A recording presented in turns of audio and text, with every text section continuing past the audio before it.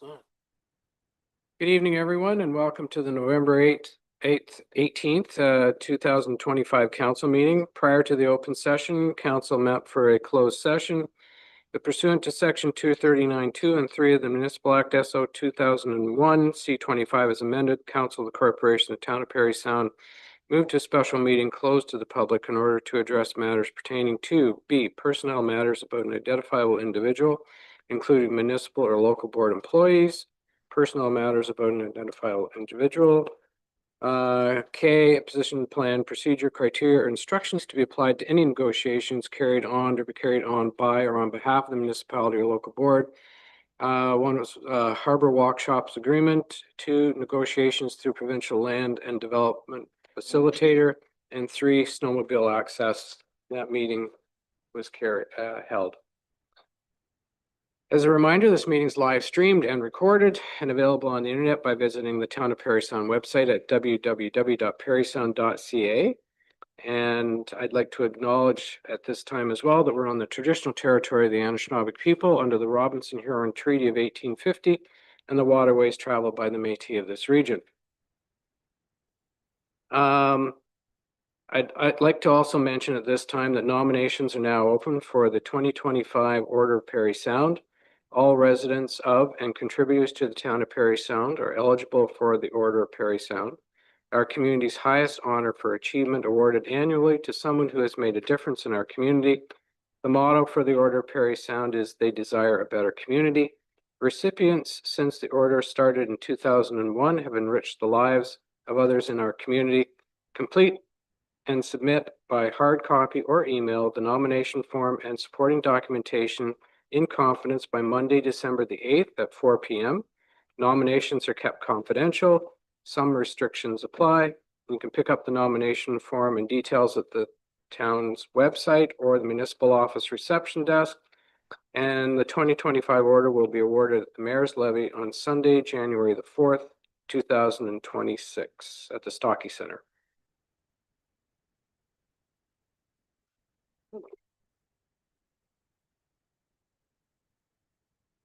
We have a mover and seconder for the adoption of the agenda. Councillor Borneman and Councillor McCann. That the council agenda for November 18th, 2025 be approved as circulated. Any prioritization or additions to that agenda? Nope. All in favor then? That's carried. Any disclosure of pecuniary interest or the general nature thereof? Nope. Okay. Mover and seconder for the minutes. Councillor McDonald, Councillor Borneman. As the minutes from the regular council meeting held November 4th, 2025 be approved as circulated. Any comments or questions with regard to the minutes? Seeing none, all in favor? That's carried. Questions of staff? Councillor Keith? Yes, thank you. I think the question might be for Mr. Harris. I'm just wondering how the progress is going in respect to the staff direction regarding the organizational review and proposed budget. Do you have a date of when that matter may be coming back to an agenda this year? Through the mayor to Councillor Keith, we don't have a date yet. What we've started to have some preliminary conversations as to what that translates to into work and then therefore cost.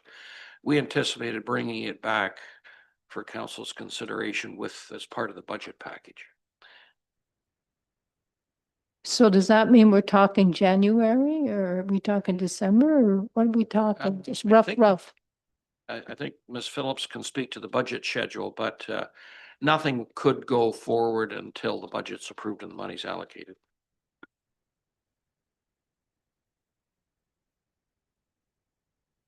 The first draft of the operating budget will likely be seen in February or close to March.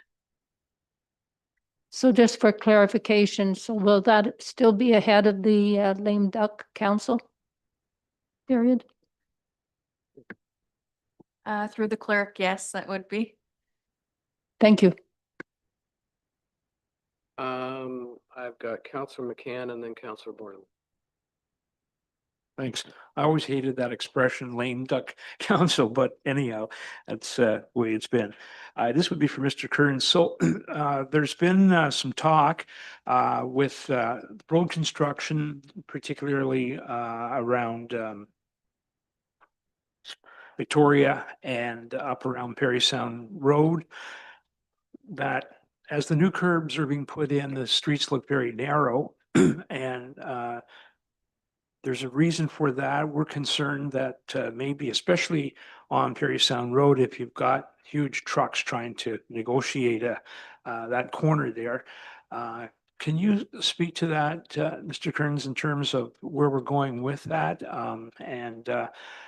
It's always a reason for something, but we're actually, the boulevards are quite wide, but the curves are, I guess, where they're supposed to be based on tradition. Certainly through your worship. I think the operative word is, you said, appear narrow. I think in some cases what you're seeing during construction, the appearance of the road is quite different than when it will be paved. So what you get, particularly on Victoria Road, some of the driveways had to be ramped to allow the curbs went in well ahead of the asphalt that's going in. So the curbs had to be ramped to allow people to access their driveways without hitting the bottom on the curbs that will be flush with the driveways when things are finished. So those ramps protruded out into the traveled roadway. So certainly it gave an appearance that it was much narrower than it actually is. So the roadways are above minimum standards in lane width, particularly on Victoria Road. And we did reconfirm because obviously I think, again, the appearance of Parry Sound Road, particularly when the insulated tarps were on the concrete because of the colder temperatures, that's a standard engineering practice. They need to insulate the concrete, made the road appear even more narrow. But even with the tarps off, there is a gap right now because the road still has to be finished. So it'll be actually closed over there tomorrow and the next day. Gravel addition is happening tomorrow on Parry Sound Road, compaction grading, final grading, and then asphalt on Thursday is the last that we heard from them. So that will bring the asphalt level up so it's flush with the mountable curbs that are on Parry Sound Road. But we did confirm previous lane widths were 3.5 meters and they are still 3.5 meters wide. Again, I think it's an appearance more than reality. The measured lane widths are exactly the same now as they are or they were previously on Parry Sound Road. Yeah, I agree. And you had made a comment in an email that even with the appearance of it, I guess psychologically there must be some sort of claustrophobic feeling when you're driving between those two, the two sides. But apparently a more narrow road does a good job of traffic calming, you said. Through your worship, certainly that is an effective traffic calming measure that's employed. You'll often see they call it a bull nose that will come out into a roadway and give the appearance that it narrows down. Some jurisdictions are doing it with paint, more so when they don't have winter, more in the south. But physical barriers and physical restrictions of lane width, if it feels uncomfortable to drive fast, most drivers will not drive fast. We see it on some of our wider roadways where we have speeding issues. Joseph Street is a great example of that. You've got wide roads, wide lanes, slow speed limit. People are less inclined to follow the speed limit and much more inclined to travel at excessive speed. So I've always been a proponent of slower speeds, slower speed limits, and however you can manage to get that message across to drivers. Whether that be through narrower lane widths, which are still fully compliant. So there's some standards in the MTO design drawings that allow lane widths to go down to as low as 2.5 meters wide. So different roads have different characters and are designed differently. I would suggest that in our circumstances, when we have local urban streets with sidewalks and people entering driveways, going slow is what should be happening. So if we can achieve that, which again, I'm not going to suggest we reduce the lane widths. We didn't. I think you'll notice the difference once it's paved, but that is an effective tool for calming traffic. Make it uncomfortable to go quickly. Mr. Kern, you may Thank you. maybe explain what a mountable curb is like? Certainly. So the curb that was on Parry Sound Road previously, in that section was mountable. So it's more of a gentle, there's no barrier. So you'll see barrier curbs, in certain areas. Waback Street was done with a barrier curb. It keeps the traffic in the traveled lane. You can't mount the curb as easily. So a mountable curb is meant to be able to drive over without causing damage to your vehicle, essentially. So, the curbs on Parry Sound Road are being reinstated with mountable curbs. They were previously as well. So, Thank you. Counselor Borneman? So I have a mitt full of questions tonight. I'll start with Mr. Harris as I'm looking at his direction. I've been asked by a couple of people locally, how the YMCA property ended up being disposed of through a realtor in Barrie. Yeah, through the mayor. Yeah, the property is owned by the Municipal Services Board, the board that's responsible for building and operating the pool. So the property was transferred from the YMCA to that board. And so the decision as to how it's being disposed of is a decision that they've made. It's not a decision of town staff or town council. Thank you. Next, with Mr. Cairns, it appears that we're making steady and pretty speedy progress at Wood and Isabella Street since the newest contractor has taken over. through your worship, I'm happy to agree with you on that. Unfortunately, with unfortunate circumstances, the other previous contractor was removed from the project, and Weeks Construction agreed to come in and take over the project and get us to a point where we'll be as happy as we can be for the winter. So is more excavation to take place this fall as you go up Isabella towards the high school? Through your worship. So the rail portion of the project is on the agenda to be completed this this federal fiscal year, which ends in March. So the idea is it will be complete before the end of December.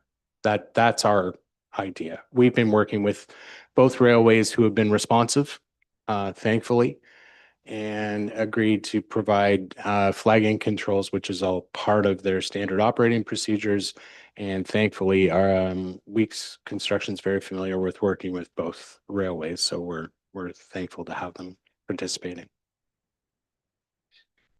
One more, I see Mr. Rand is online. Mr. Rand, we've had a couple of brief conversations about this. Some neighbors on River Street are concerned about activity on the old railway properties behind their lots. I notice some earth being moved around and such. Do we have a site plan agreement with the new owner? I guess that's the Through first your question. worship. Oh, sorry. Through your worship, the Council of Boardman. So it's my understanding, sorry, just to answer the second part of your question, there is no site plan agreement on the southerly portion of the property where it's my understanding that there is some site alteration taking place. It sounds like the new owner is doing some improvements to the existing entrance from Dufferin Street.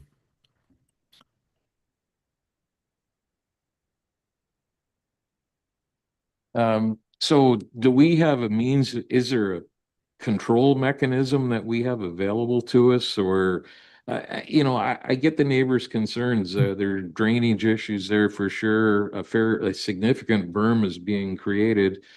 I'm not sure if it's blocking water or channeling water or who or how it'll impact anyone there. I'm just wondering how we monitor this and what we have at our disposal to control it. Yeah, through your worship to Councillor Borneman, we've kind of gone through this thought exercise as well. There doesn't appear to be a bylaw in place that would regulate this sort of matter. Um, like as noted, the work seems to be improving an existing entranceway. Now there is some site alteration that is taking place, but at this point it is a civil matter between the property owners, which would not involve the town. So the onus would be on the adjacent property owners to show that there were negative or there are negative impacts as a result of that site alteration. And these matters are already regulated under the Drainage Act, but the town does not have specific bylaws that we could hang our hats on to enforce. But again, because there are already regulations under the Drainage Act, having specific site alteration bylaws may be redundant. We do see those types of bylaws in rural and waterfront communities for very specific purposes, but in an urban context, it's fairly difficult to enforce and regulate site alteration. I find that strange because the way houses are packed in over there, they're so close that if we're looking at different ways of controlling roof drains and such to ensure where the water is flowing or where it's not flowing. And I find it strange when you have homes packed in so tightly that and we have lot coverage regulations. I don't know. There's a fine line between promoting development and protecting the existing neighborhood, I guess is all I'm going to say. And I just think that we need to look at that before somebody ends up with a basement full of water or worse, damage to foundations or whatever. I think that's part of our job. That's part of our obligation here. Through your worship, the only thing I would add to that is like there was a previous zoning amendment that was approved, and the owners had the residential property owners had referenced that, but the approved zoning did not have the effect of permitting any additional driveway improvements. Like the owner already had that right established because the driveway is already existing. And site alteration and drainage are simply not regulated under the zoning bylaw. I don't know what else to say other than that. It's something that's, like I said, is really difficult to enforce and regulate. And I've encouraged the property owners to document as much as they can. But at this point, we don't have a bylaw in place that we could enforce improvements to the driveways. I would add that in the zoning bylaw that was approved, there's a holding provision on the property that limits certain uses. And prior to, there were two uses that were permitted, being, sorry, I thought I had a note here about it, mini warehousing and public storage. Before those uses are permitted, a site plan agreement's required. So that site plan agreement would require a drainage plan. However, until there are buildings or uses proposed on the property under the zoning bylaw, there's no mechanism for the town to enforce the site alteration.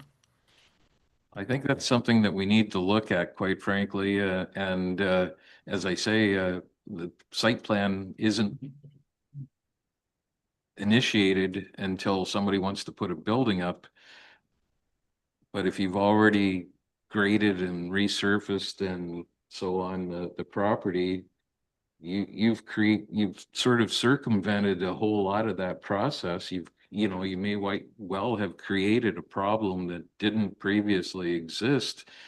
And I get it. Somebody can sue you down the road if you are thoughtless in how you do so. But I think that's kind of cold comfort to somebody who's at the bottom of the stream. So I would hope that we can look at this and and as they say, protect the existing residents, because that's a large part of our job.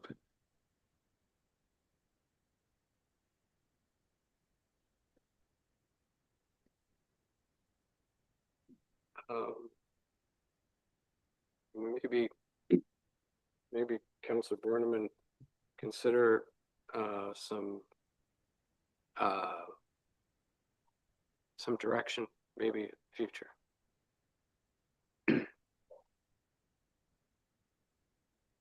Perhaps somebody somebody who knows more about this than I do, bring forward some options for council to consider. Uh, I heard the words site alteration there a couple times.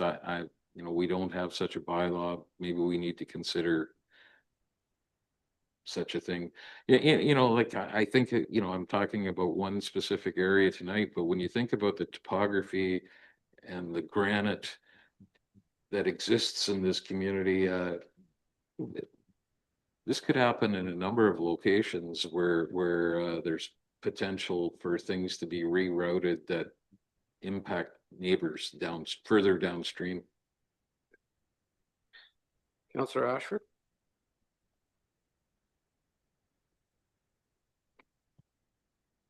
That was some time, Councillor Vardaman, you're right. A lot mythful. I just was wondering about comments about, Mr. Kearns could elaborate a bit on comments about the curve on Great North Road near Birch Street. Just explain a little bit about the changes that kind of happened. Is it more curvy? Point of order, I thought Councillor Borneman was starting a direction there, but No, didn't no, somebody, he changed his mind? yes, he Oh, was, Okay, yeah. good, and I'm not clear on. Oh, well, Well, that's then what I that would be thought. direction, if that's what you wanted. So if you're moving that, then I need a seconder. Okay, Councillor Keith says she's seconding it. All in favor of that then?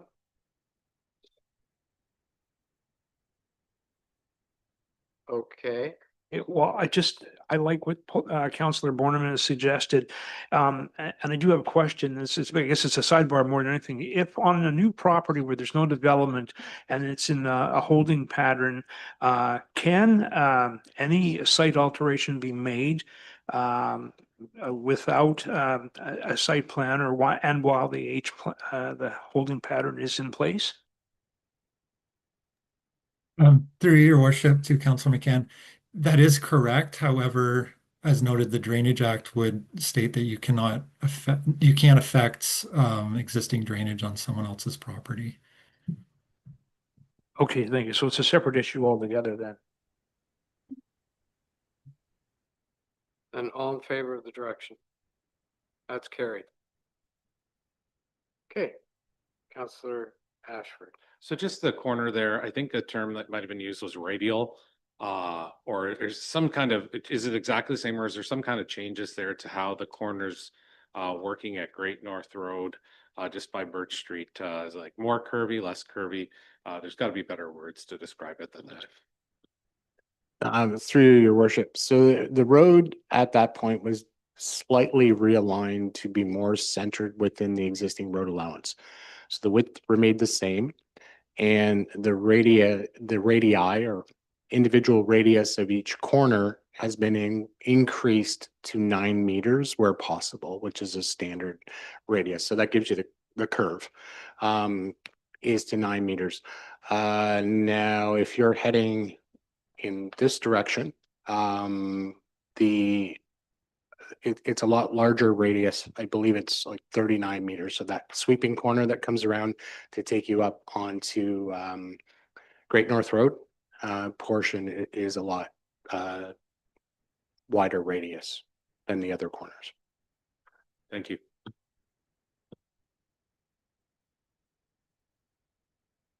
Any further questions? Correspondence, Ms. Johnson.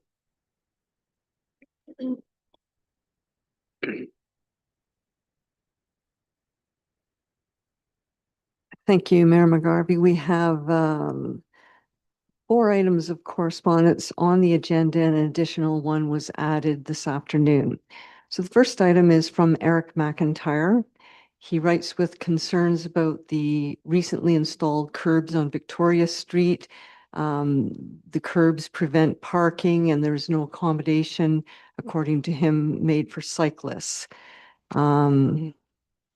He thought that a paved gutter, which is which is common on secondary streets, would have served there, and would have liked a bicycle lane. He has a couple other concerns at St. Charles Crossing. He's hoping for a sidewalk and bicycle lanes at this crossing. And the last is the condition of the turn from Wood Street onto Isabella. It appears to him that it's a significant and dangerous slope to the roadbed at this location. The second item of correspondence is from Habitat for Humanity. It's a request for waiver of planning and permit fees associated with the 2026 build at 19 Hillcrest Avenue. The total amount of those fees are $3,710.62 relating to the planning and development associated with that property. So this is at council's prerogative with respect to any determination of waiving of fees. The third item is from the Ministry of Municipal Affairs and Housing, Office of the Minister, Rob Flack. And it is a notice of the government introduction of Bill 60, which is called Fighting Delays, Building Faster Act. So this bill makes changes to quite a few acts of the provincial government.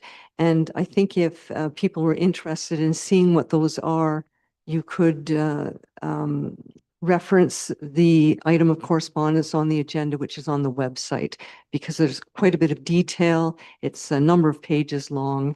And something of note is that if people wish to comment on it, you can sign up to a register and make those comments.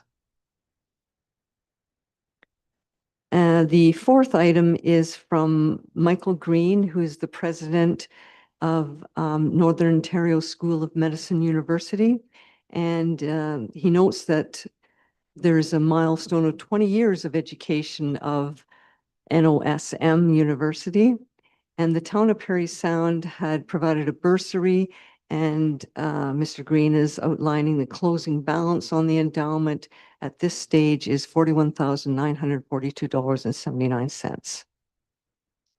And the last item that has been added is from Parents for Parry Sound. They begin with thanking the municipality for the ongoing support and recent joint letter to Minister Calandra requesting a meeting. They do outline still a number of concerns. With McDougall School, there's been no evidence of sale, and so this may be something for future planning, they say. They're looking for more support from MPP Graydon Smith to come to the table publicly and directly. Upcoming strategy meeting with NDP education critic Chandra Pasma. Concerns about money that has been spent by the government, which might have been used for another purpose. Concern with the director of education and hope for his imminent resignation. Continued concern that the school will not be open for the 2025-26 school year and what will be happening with that. So that does conclude then the correspondence. Thank you, Ms. Johnson. Next are deputations, and we just have one deputation tonight, and that's from Nadine Hammond, curator for the West Parry Sound District Museum. Welcome. Thank you very much. Do I need to share screen on the Zoom?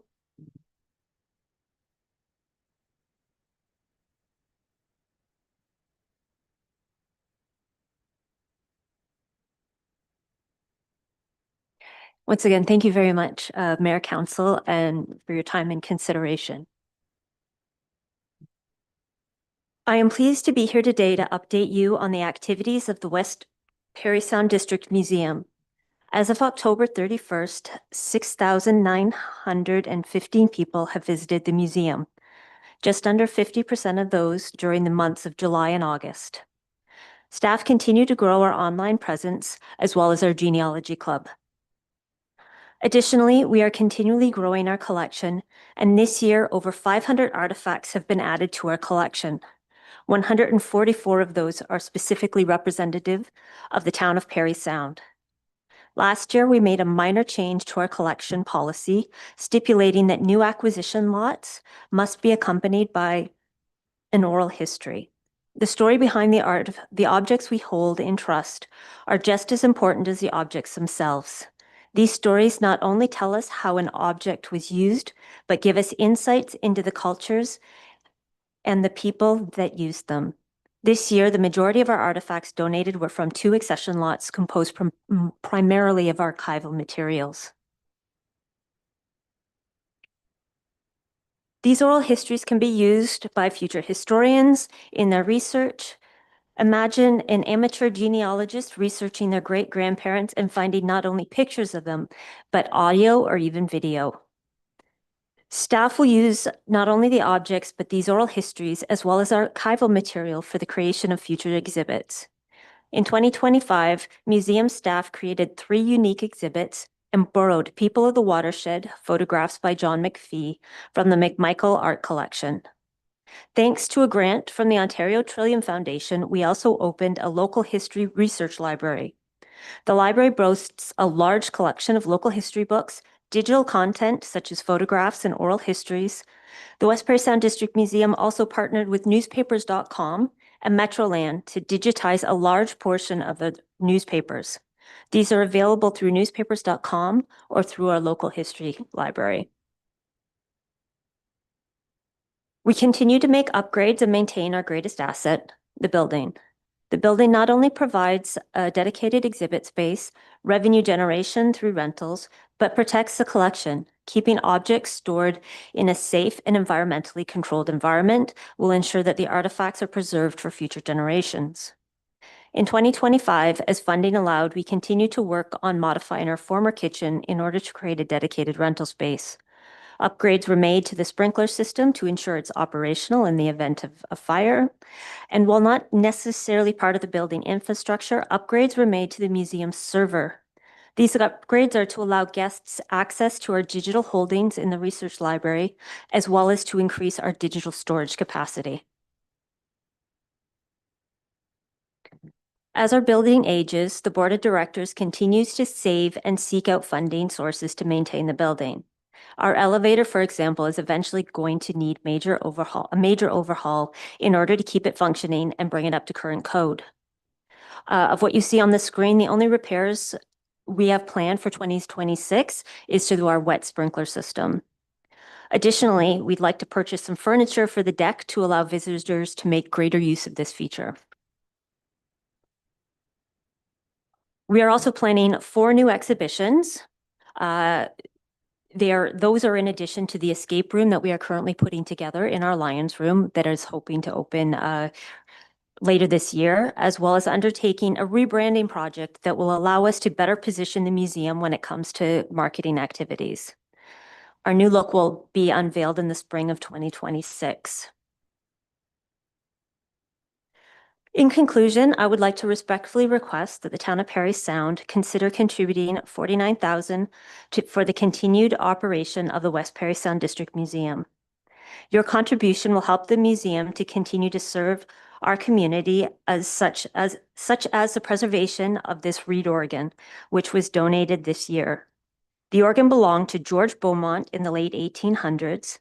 He was an early resident of Parry Sound, said to have arrived on the last successful voyage of the Wabineau in 1879, and he built the first stone dwelling in the district, which still stands today. Thank you once again for your time. Thanks, Nadine. Any questions? Councillor McCann? Thank you, Nadine, for that presentation. You're to be congratulated on your years of work and experience, and success at the museum. Could you tell us more for the public's benefit, what an escape room is all about? So we typically label, this is going to be the third one we've done. In the past, Georgian-based software contributed with an app because they were done during COVID, and the only thing you had to interact with during those escape rooms was your phone. So there was no contact. This year we went a little different, and there's going to be physical locks and physical activities to do. We label it more of an escape room experience because you don't have to escape anywhere. It's more of a storyline with a series of challenges to work your way through it.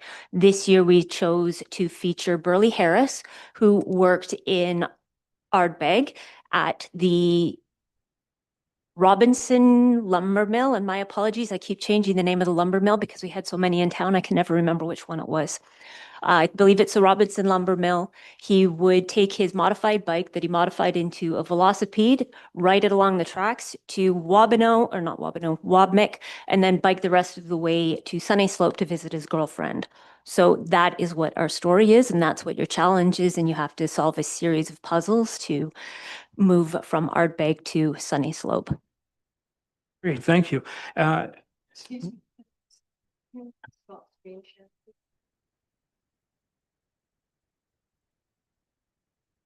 Being on the museum board, I know that we struggle with staffing and trying to be open to the public as often as possible. Sometimes it's not always so. Can you explain the challenges and our plans for as we move into the future with being as accessible as possible to the public, particularly with the boat cruises as they come in. And I know that that's difficult to coordinate, and I know you've tried to do that. We're just, and it comes down to funding. So maybe I'm answering my own question, but can you speak to that? Sure. We do our best to work with the community to create hours that are accessible to all. During the winter, we are highly flexible because we can do by appointment because we allow staff shorter hours. Therefore, if somebody wants to come in at a bizarre time, if they call us ahead of time, we'll typically allow it. During the summer, it's a little bit more difficult because our hours are longer, trying to capture the most attendance. We want to maximize the admission revenues. This year, we did have a partnership with the Pearl Mist, so they were paying us to stay open on either longer hours, usually earlier in the day. When we're open early in the day, that's typically when we clean all of our washrooms, sanitize everything. So if you're asking us to be open at 9 a.m. when we're typically open at 10, have to have staff there earlier or later the night before in order to make sure that everything's ready. It does come down to staffing because, as I said, right now, staff are working on an escape room. That is taking up a lot of staff time, which means that we do have somebody sitting there waiting for people to come in, but oftentimes we're doing double duty. So during the summer, we don't get a lot of administrative stuff done simply because we are looking for the public to come in. As long as we can find funding resources in order to keep our hours longer, we will make as best advantage of them as we can. But it does come down to funding and maximizing when we can make those revenues and make our staff hours work. Thanks very much. And again, well done. Thank you. Any other? Councillor Ashford and then Councillor Keith. I just wanted to comment that I'm excited to hear about the escape room. I did hear that it was coming up and it's a family favorite for sure. So I think the kids will love doing that. And just to comment that there's been quite a few opportunities I've gone with my little girls to the museum this past year. And I have to say, I was a little bit surprised that there's a struggle to find parking. Like it's busy, it's fun, people are coming.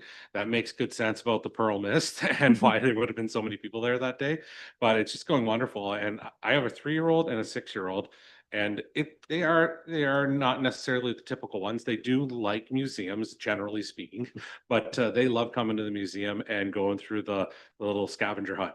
And they always feel like it's the prizes need renewal. So that is a criticism that they're always saying the prizes at the end. It's the same prize as last time. Well, it's the same scavenger hunt as last time too, but they just love doing it and having a great time. So I wanted to thank you because I think it appeals to quite the from the 3-year-old all the way up to my dad. It's a nice little trip for everybody. Thank you. We are trying to renew the scavenger hunt. Councillor Keith. Yes, thank you, Ms. Hammond. I have a couple of questions. I'm wondering, where is the process in respect to the rebranding of the museum and the Tower Hill name? Where would that be? We met with the design so we've hired a design firm. We've had meetings. We have discussed the name. It still needs to be brought to the board, and we are working on setting up a meeting in order to discuss colors and the logo. And that would include basically the Tower Hill and the museum. Is that correct, or just the museum? It's just the museum. Yeah. It's hard to separate. We've had the discussion about Tower Hill, but technically I'm not in charge of Tower Hill. The museum doesn't control Tower Hill. So we are being respectful that while in many ways we represent Tower Hill, we are just the museum. Thank you. My second question, I realize fundraising is certainly a big role in itself, and I'm wondering if there's plans down the road to have a fundraising for a capital project where it's going to be out there in the community so they will know this is what the fundraising is for, because I realize, just as various municipalities support the museum, I think that many people recognize the importance of a museum in our community. And I think if there was a capital of fundraising for some specific things so people could get behind, I think there would be support there. And I'm wondering, is that a goal in the future to happen? Yes, absolutely. Over the summer, we actually did a specific fundraising goal. Our goal was to raise $1,000, and we did meet it. The specific purpose for that, I wouldn't say it was necessarily capital funds, but we're trying to convert our Velocipede into a interactive exhibition. So we raised the funds, and we're going to be doing that. We always struggle with trying to do some of the large fundraising events, and that is on the board's radar, and we will be talking about that more in 2026 once we've done the rebranding program. And we're also looking at updating our strategic plan, and part of that planning will be fundraising. Well, thank you, because I feel it's really very important, because again, just as you indicated how you raised $1,000, I suspect though there's a few people that had no clue in this community that was a need. So I think fundraising is really something that has to be out there, and people had to be aware of it. So thank you. Thank you. So capitalizing on what Councillor Keith's talking about, you're looking at new patio furniture? Yes, it's been on our radar that because we redid the deck about two years ago, but we don't have any furniture for it. So if anybody is getting rid of some of their old patio furniture that's more industrialized, we would be happy for that donation. But yes, we are looking to get furniture out on the deck that will withstand winds because we don't have any place to store it inside. I believe we looked at it and we were thinking it was probably going to be about $400 per to get that recycled furniture. But yes, it is on our radar to try and get furniture out there. Why don't you take a look at that for some fundraising, okay, and possibly donations or whatever, because maybe if somebody wants to buy a chair or whatever and they have their name put on it, that sort of thing or whatever, donated by so-and-so, might not be a bad idea, and get you your furniture that you're looking for. Absolutely. That is one of our ideas. At this point, it comes kind of back to Councillor McCann's. We are running on various projects and we need staff. But yes, absolutely. We've thought of that idea. Good. Councillor Keith. Well, I'm just going to suggest perhaps it could be put on the website for Christmas, have a Christmas gift, this would be a nice Christmas donation. And I mean, this is the time to get it on because I'm sure there are people that just want to do something and they want to do something for maybe somebody who basically has about everything, but that would be something that they would purchase for and they can put it in reference to somebody else's name. That's a good thing. But I mean, Christmas is an opportune time for purchases. All right, thank you. We will make that happen. All right. Any other questions for Ms. Hand? No?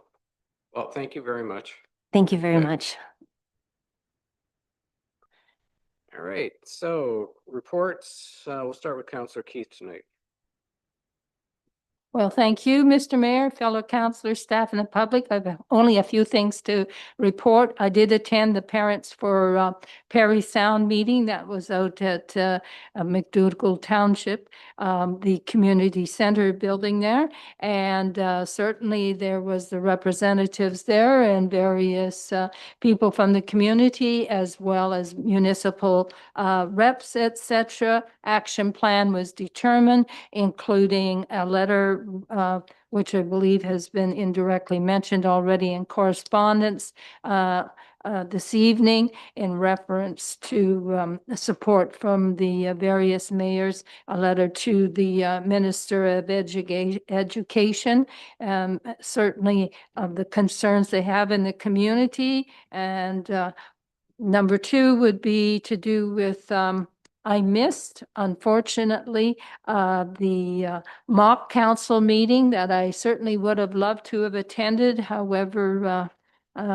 it just didn't happen this year, but I do have many memories of attending many previous mock meetings for council with the students. And I always found them very interesting because I think it's a really great learning experience for students and certainly gets them into thinking about civil politics. So I think that's a great thing. And then last night I did attend at the BOCC in the Heart Room, the Carling Trailblazers, sponsored by the Chamber of Commerce regarding the closing of snowmobile trails and the entry into Parry Sound. And there was a development of an action plan again, and I'm sure some of the other councilors and mayor will report on this, but certainly it said, hey, we can come together as a unit and we can come together with at least initial ideas on how we're going to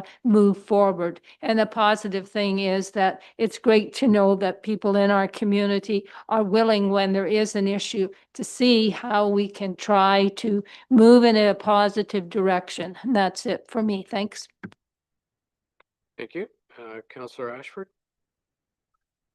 Thank you. I do recall one of the first times I met Councillor Keith was during the municipal involvement week or whatever with the young people that she's been involved for quite some time. So thank you, Councillor Keith. There's a lot of great activities over the last weekend there with the Girlfriends Weekend, but also there was a great thing at the library there for the biosphere put on for kids that are on the PA Day. My kids ended up going with their grandfather up to the museum. Nadine left already, but they went up to the museum and had a wonderful time. They thought that'd be more up their alley.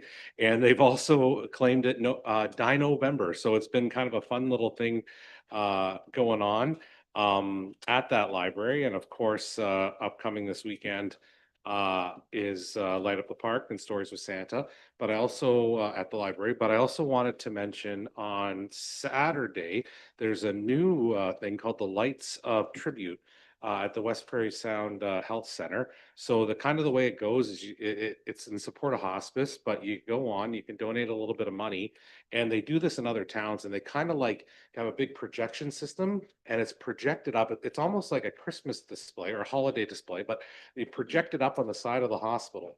So then your loved one or your person that you've remembered, you can kind of submit a photo, submit their birthday and death day and things like that. And it's a nice little remembering thing, and they got little sparkle lights, and it's quite the thing. It's going to be going on for a little bit of time. So if you got an extra $50 or more in your pocket, it's something to maybe jump on and sponsor. and get one of your loved ones memorialized up there. And if you just want to go, it's kind of a new little attraction in town.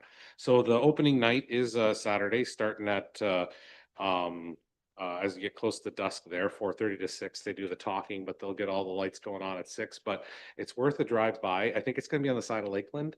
But it's worth the drive by to go take a look. Some towns, like I was just looking at some stuff going on in Vancouver, and they have it for the whole Christmas season, and it's turned into an attraction that people kind of go visit. So take a look. Again, Lights of Love tribute, and I think if we do a good job with it this year, that might be something that really makes Parry Sound stand out in the area for the next little while.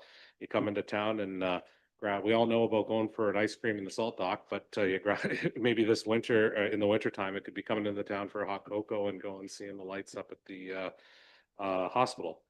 And then finally, I just wanted to bring up something that some of us easily forget. I want to do a shout out to my wife. It is 8 years today since we have been married. So yeah, thank you. I remembered. Yeah, thank you very much. I remember Congratulations. before she did, so I am the winner this year. Yeah. Have a great one, guys. Thank you. Councillor Boleski? Thank you, Your Worship. On November the 7th, I attended the student council exercise in the chambers here, and it was very interesting. Some of the students were right into it, very, very good. Like they were sharp. They knew what they were talking about and wanted to ask. Of course, obviously they had the questions in advance, but I was very impressed with it and really enjoyed the exercise. November the 10th, I attended a Chamber of Commerce meeting. It was basically business as usual. And last week at Belvedere, we had a tea and a meeting with a possible candidate for the chief administrator.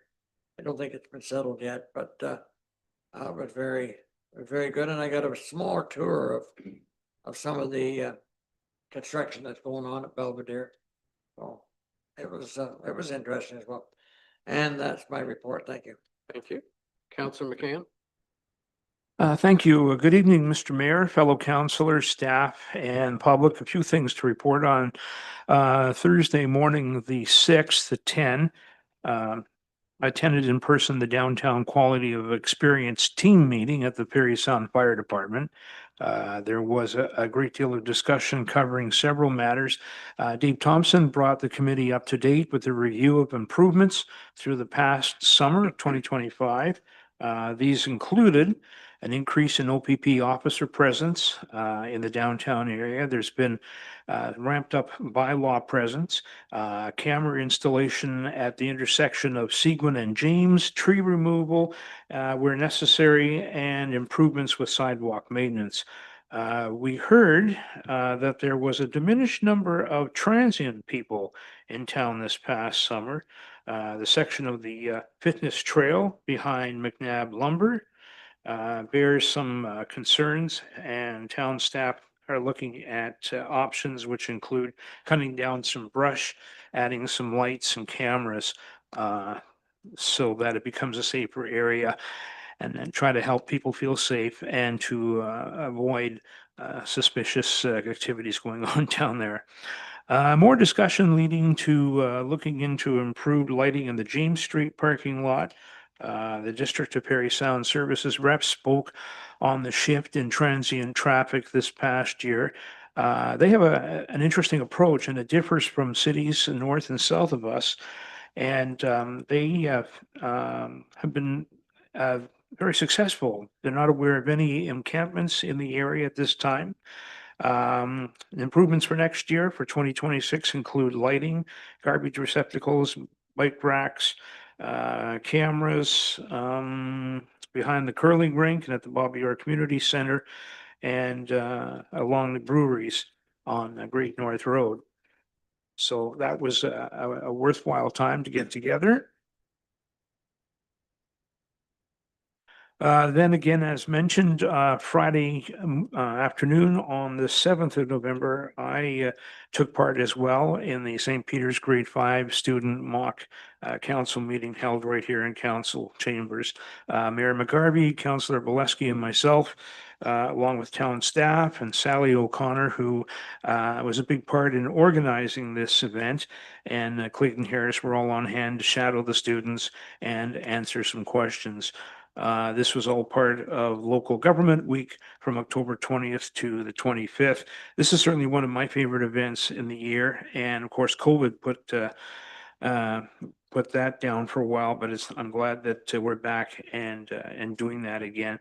And the kids, has been remarked here this evening, they are bright and smart, and there's no gray areas. Everything's black and white with kids when they ask what you can do and what you can't do and why haven't we done this.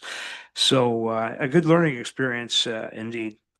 Wednesday morning, November 12th at 9 o'clock, I attended in person at the Parry Sound Public Library, our monthly board meeting. We welcomed a new board member, Sharon Rani. She is very excited to be involved. And we had a lot of housekeeping to take care of and things. I lost one of my sheets here. Bear with me here for a second. I'm sorry.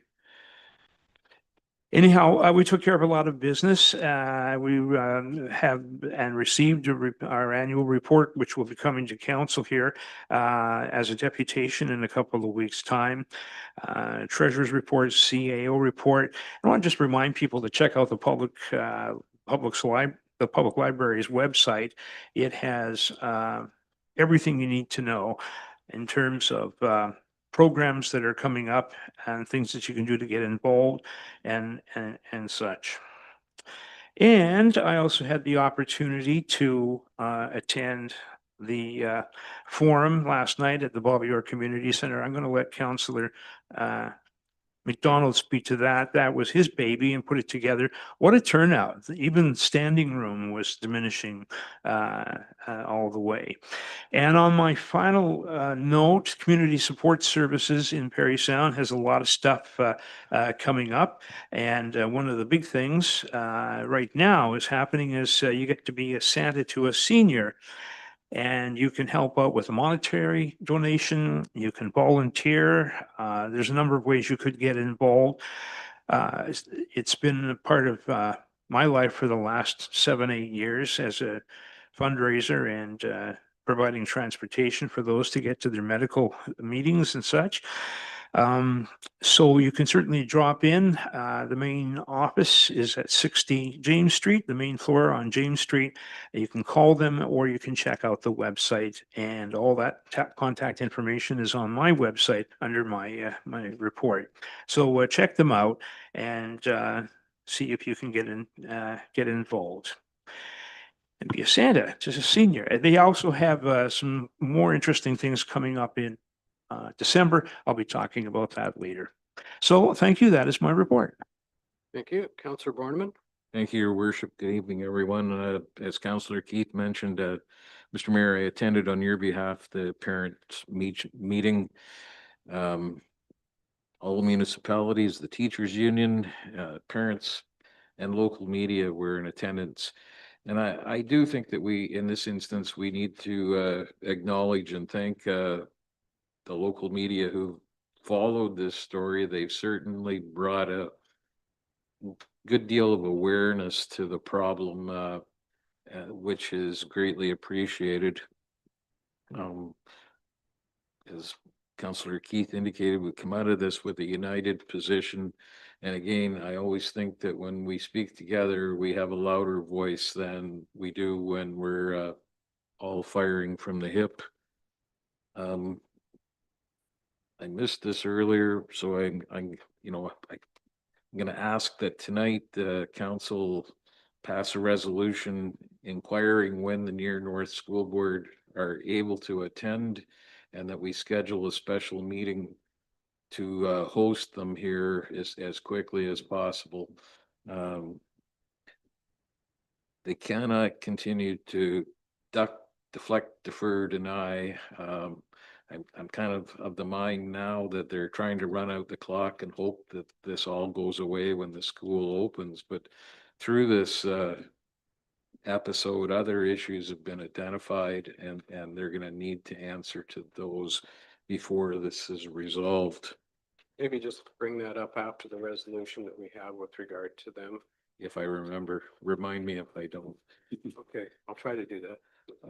On November 11th, I attended the service at the Market Square Park. It was a nice day, a great turnout, and a very good service. I thought, so congratulations to all those who took part. Last night, I attended the snowmobile meeting as well.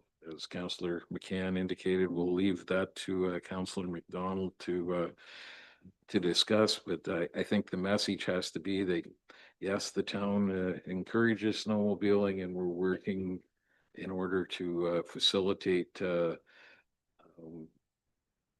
snowmobiling in our community. We recognize that it still has a significant economic impact to a good number of local businesses.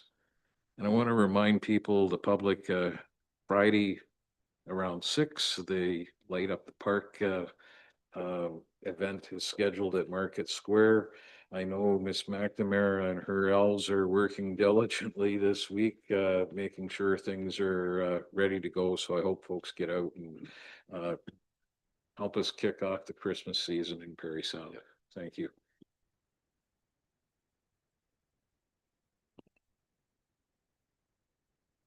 Councillor McDonald.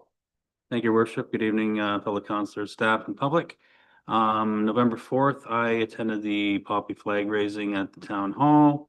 On November 6th, I also attended and chaired the Downtown Quality of Experience team meeting that Councillor McCann gave a good update on. November the 11th, I also attended the Remembrance Day ceremony at Market Square. Very moving ceremony again, as always, with a huge public gathering. November the 12th, I attended the DBA board meeting. Summary about the Witches Walk weekend being a huge success. Girlfriends Weekend, which has just occurred, was another great event that they put together, and kudos to all the businesses and everyone that got involved, and the organizers and Miss Denman for pulling off another amazing event in the downtown. Discussion surrounding supports Boston Pizza, possibly installing an outdoor skating rink for the winter at the town docks. Definitely concerns about lack of access from snowmobiles to enter town on the fitness trail from the north and south end due to private landowners being reluctant, and the implications for local businesses, as well as implications for the fitness trail and liabilities if it's not being groomed for the winter with no groomer access. They also did a review of the 2026 budget and a date and location were discussed for upcoming AGM in the new year. November 17th, I don't want to get into it too much, but we did have the public forum to discuss saving the future and the sustainability of snowmobiling in the Parry Sound District. We had a huge turnout. I think there was over 120 people in the Heart Room and probably over 40 online. A lot of good feedback, short-term and long-term actions were identified.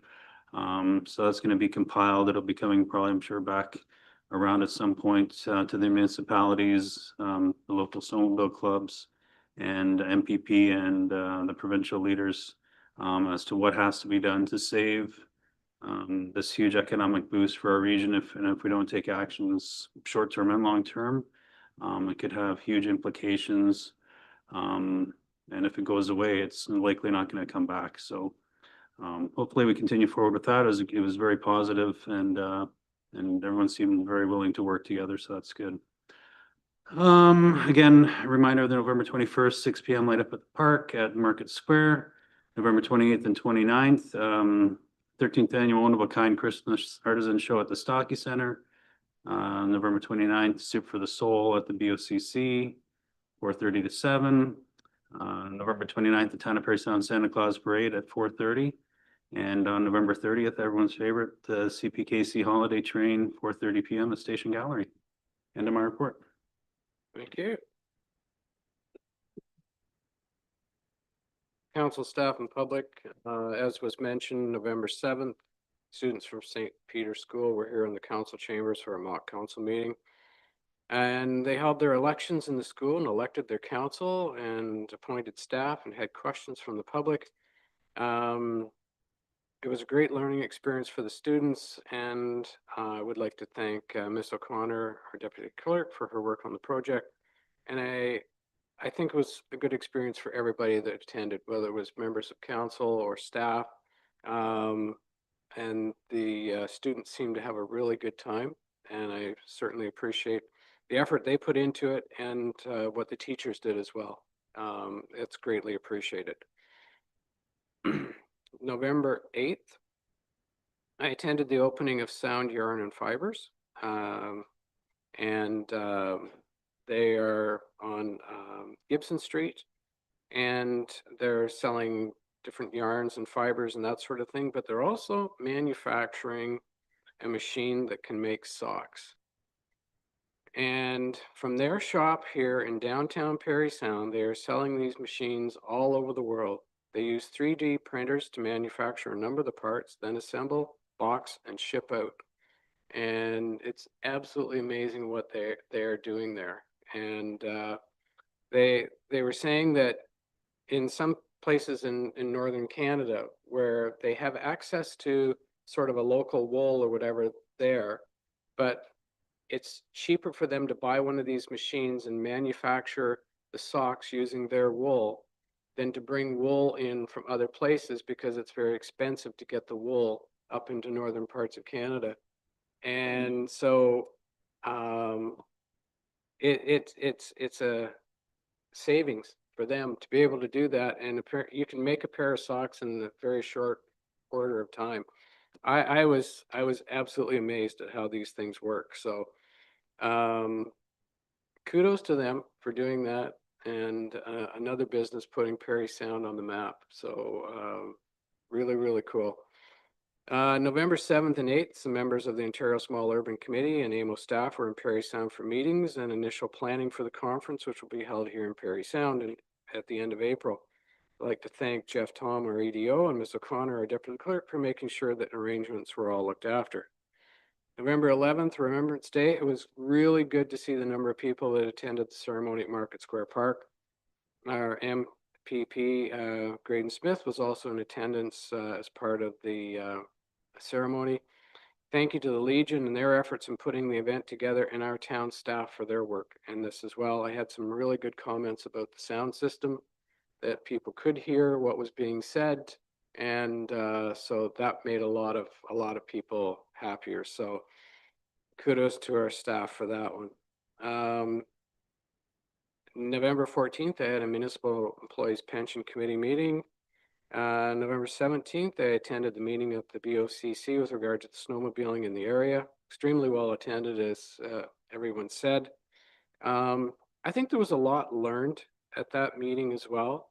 You know, the struggles that I think the OFSC are having, the struggles that the different snowmobile clubs are having in the area, that sort of thing. You know, it was mentioned that that apparently snowmobilers couldn't get in through the south end or whatever from the South Trail. Well, thank goodness Mr. Kearns had told me that we do have an agreement for access to the into town or whatever, and that was passed in January 2025, because he sent the bylaw out today so that I could actually see it. And actually they didn't know themselves that they had this agreement in place. So I think it was a learning experience for everyone on this particular part. And since we seem to be the core hub area again in all this, there was a lot of people looking to the town for how we can solve their problems and come up with solutions as well. And I think, you know, we will do what we can to try and do that, and work towards keeping those trails open so that people can access from north to south. So And as has been mentioned, remember, light up the park, November 21st, 6 p.m. And it's also usually the kickoff for the Salvation Army Kettle Drive. So please support that, because the Salvation Army does a huge amount of work at Christmas time, supporting food for families and toys for the children, so that people can have a great Christmas. And that's my report.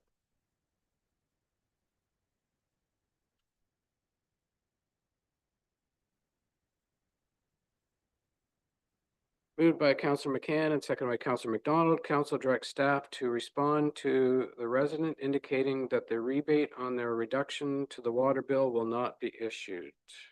Discussion.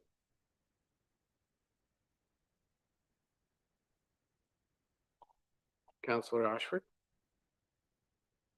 I don't think we can necessarily agree to use taxpayer money to rebate a water bill, but it might come a little bit bittersweet, but I think this was to me a story of somebody who was working hard to support his community.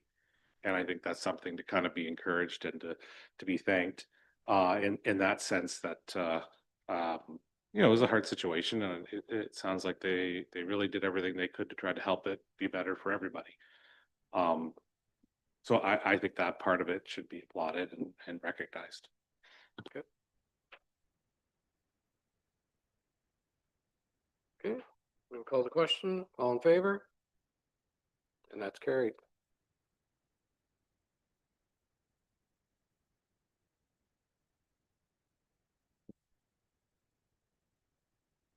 Moved by Councillor McDonald, seconded by Councillor Borneman. The council approved the purchase of 2 ambulances from Crestline in the amount of $258,845.75 plus HST, each as a sole source purchase, and that the purchases be funded from the EMS Equipment Reserve account. Chief, do you have anything you want to add to this at all? Through you, Mr. Mayor, everything I think is in the report. We use Crestline as our sole supplier. It makes sure that the ambulances are very similar. That eases operations significantly for a number of reasons, not just simply for the paramedics, but also for maintenance of the equipment as well. This is the first year in a number of years there's not been an increase in the price of the units. And I was very pleased to hear that after having 3 years of very significant increases in prices. So this helps with a little bit of relief anyways. Thank you. Councillor Keith?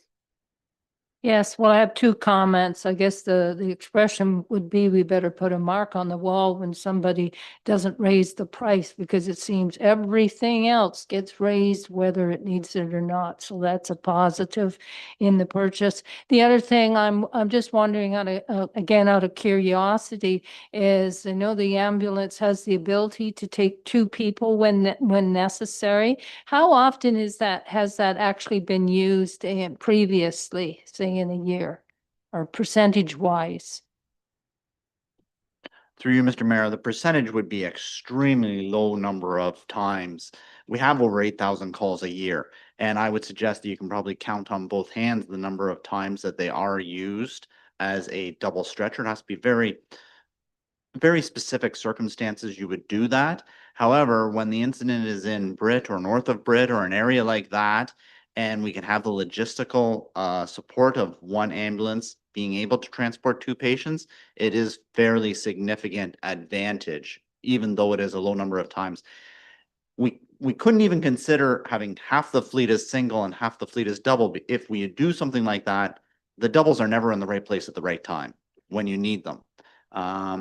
So at this point, we feel that there's probably going to come a time in the near future where the manufacturers will actually stop producing the doubles and may make the decision for us. We've also considered, when do we draw the line? But as of yet, we're still recommending the 2 stretcher units. Well, I'm saying that it seems to me it's proactive, because depending on the situation, anytime more than one if it's necessary, I think anybody that needs that service would be really grateful. And I think it's a great thing that we have that opportunity to purchase an ambulance that way. Any other questions?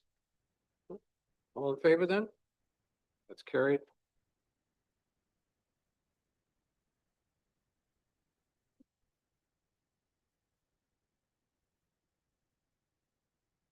Moved by Councillor Boleski and seconded by Councillor Ashford that Council of the Town of Parry Sound hereby supports the Township of Tiny's following principles with respect to TC Energy Ontario Pumped Storage Project.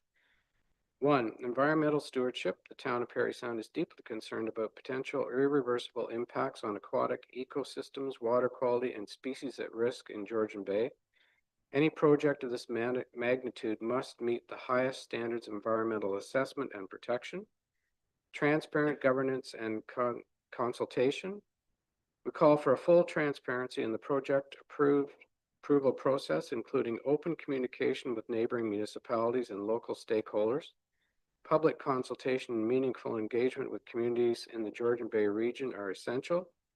3, regional collaboration. The Town of Parry Sound encourages collaboration between municipalities, provincial authorities, and Indigenous partners to ensure protection, economic sustainability, and community well-being.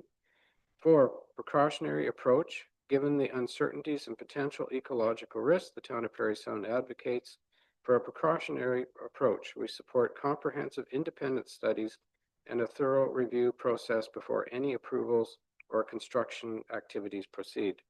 And the Council reaffirms its commitment to representing the interests of our residents and protecting the natural heritage of Georgian Bay, and stands ready to engage constructively to ensure that energy development in our region proceeds responsibly and sustainably. And that this resolution be forwarded to all municipalities in the Georgian Bay Basin, the IESO, DND, Ministry of Environment, Conservation and Parks, Ministry of Natural Resources and Forestry, Ministry of Fisheries and Oceans, Parry Sound Muskoka MP Scott Aitchison, Parry Sound Muskoka MPP Graydon Smith, Canadian Coast Guard, Great Lakes St. Lawrence Cities Initiative, and the Association of Municipalities of Ontario to request their cooperation in preventing this project from proceeding, and that the correspondence from the SSEA dated September 9th, 2025 regarding the TC Energy Pumped Storage proposal be included in the submission. Any discussion? Councillor Boleski? Thank you, Your Worship. I'm not too sure that I would fully support this project, other than the fact that this resolution calls for us to study it further and to make sure that we know what we're getting into. There was a lot of opposition when it was presented to us. There was a lot of opposition to it. And I don't know whether it's something that would really work in this area. But it doesn't hurt to keep your eyes open and study it, and that's what this is doing. I'll support it. Thank you. Yep. Councillor McDonald? Thank you, Worship. Yeah, I know. I just wanted to bring us back around again because we've seen this a couple times. I just wanted our residents to know that, I mean, I'm not in support of this initiative. I just think we have to be very careful protecting our one of our greatest assets, and our water ecosystems on Georgian Bay. So I just hope everyone can support this. Anyone else? Councillor Ashford? I certainly want to see large carbon footprint reducing projects. But one of the things I was talking with one of the scientists at Georgian Bay Forever, and they were explaining a bit about how even the release of the water in our particular part of Lake Huron, in our particular lake system, that the change in temperature throughout the lakes, and we know how lakes turn over and all that kind of stuff, but in this particular area with the depths and the complexity of how Georgian Bay is, the changes in temperature in the water are very key to how things develop. And this particular machine is dumping warm water from the mountain into the bottom where the cold water is. And just that alone, nobody knows what that will do. So like this, as Councilor Valesky said, like there needs to be a few answers here for sure. Quite a few different items that, you know, we could be causing problems. This project could be causing, will cause problems that no one even knows the answer to at this point. Anything further? All in favor? Carried.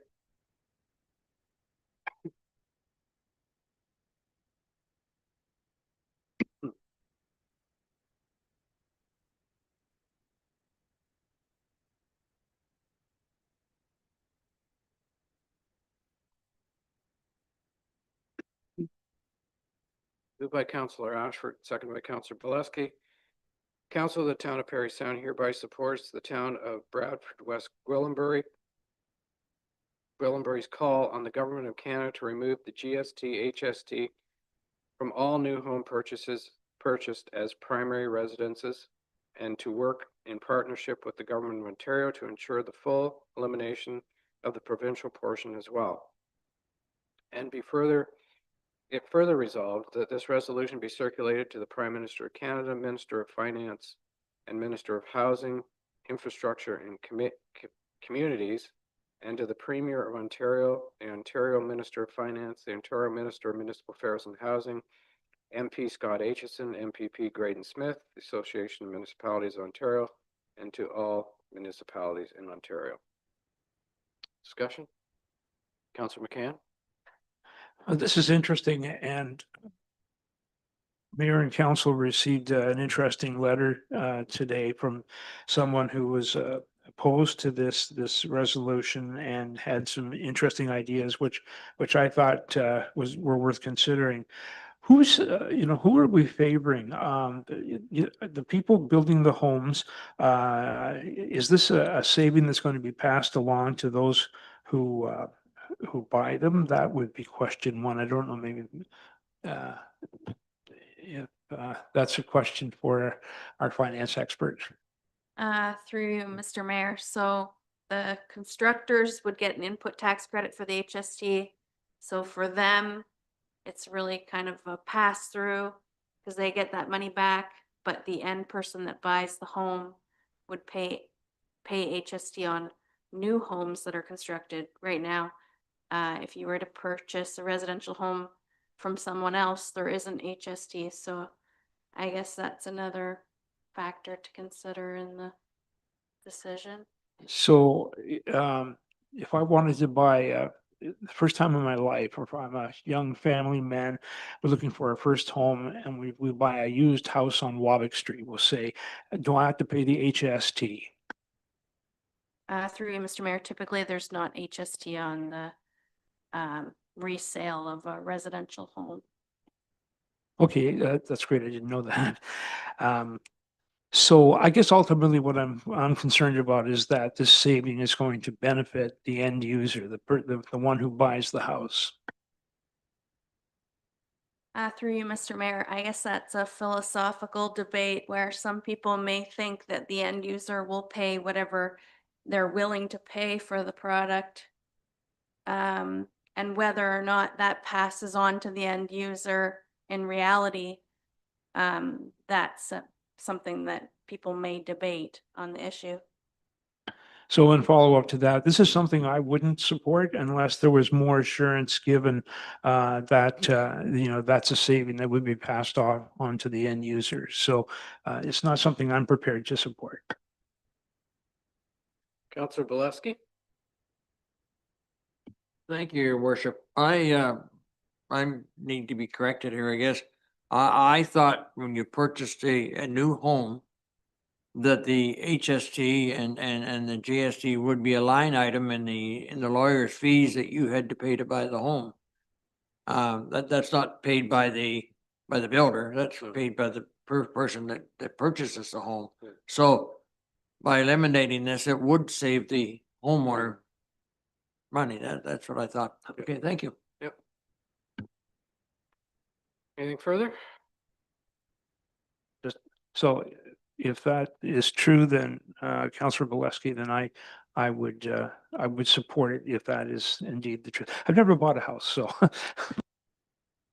Councillor Borneman?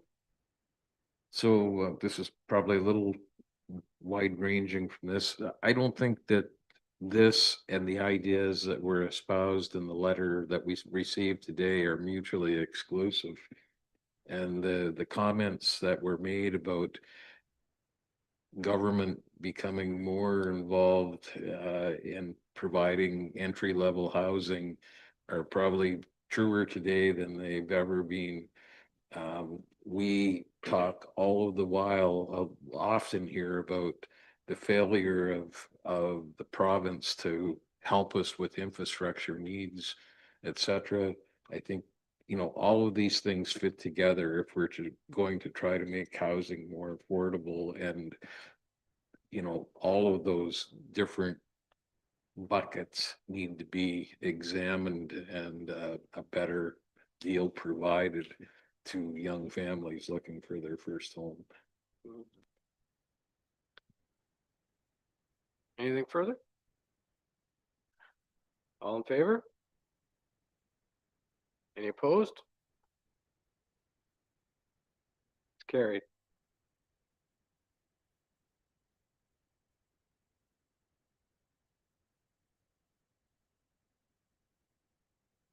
Moved by Councillor Keith and second by Councillor Ashford. The Council of the Town of Parry Sound hereby supports the letter from the Township of Southwest Oxford in opposition to the provincial decision on automated speed enforcement ASE cameras, and ask that this decision to ban ASE cameras be reconsidered and that municipalities be permitted to continue using ASE cameras in school zones and urban areas where local councils deem them warranted. And that this resolution be sent to the Premier of Ontario, copied to the Minister of Transportation, the Minister of Municipal Affairs and Housing, MPP Graydon Smith, Association of Municipalities of Ontario, and all Ontario municipalities. Any discussion? Councillor McDonald? Thank you, Worship. I wanted to bring this back. We have spent considerable amount of staff time and money exploring various options to control speed in our community safety zones, and some of the recommendations that the province has made against, you know, having the cameras, roundabouts, and having public information sessions just seem kind of ridiculous, because they don't really know what we're dealing with in certain situations. So I just thought this would be a great opportunity to say, let us control where we think that we know best what has to be patrolled in regards to community safety zones in particular. So that's all I have to say. Okay. Councillor McCann? Now, I certainly support this, and I was happy that it came up. I know that there are numerous people who are adamantly opposed to the cameras, and I understand that. I get it. I think the whole problem was when this was introduced, or when any municipality introduced the safety cameras, was the fact that there were some no leniency, no grace periods, no thresholds, and I think that if it would have been brought in with what did I put down here? Reasonable thresholds and escalating punitive measures for repeat offenders. That would have been the way to do it. Drivers are accustomed over the years that it's quote unquote, whether it's accessible or it's okay, or we're going to get away with driving 5 or 10 kilometers an hour over the limit. So there's that mindset already. But I think I wrote a letter to the editor, was published in the Sudbury Star, and they came up with a really great sub headline. It said, letter, killing speed cameras, good politics, bad policy. And I think that's hits the nail right on the head. I think it would be cheaper to fix this rather than to throw it out. And I really believe, as some other colleagues have pointed out that the mindset has to change and the perspective has to change, that it's not just drivers out there, it's kids, it's people on their way to school.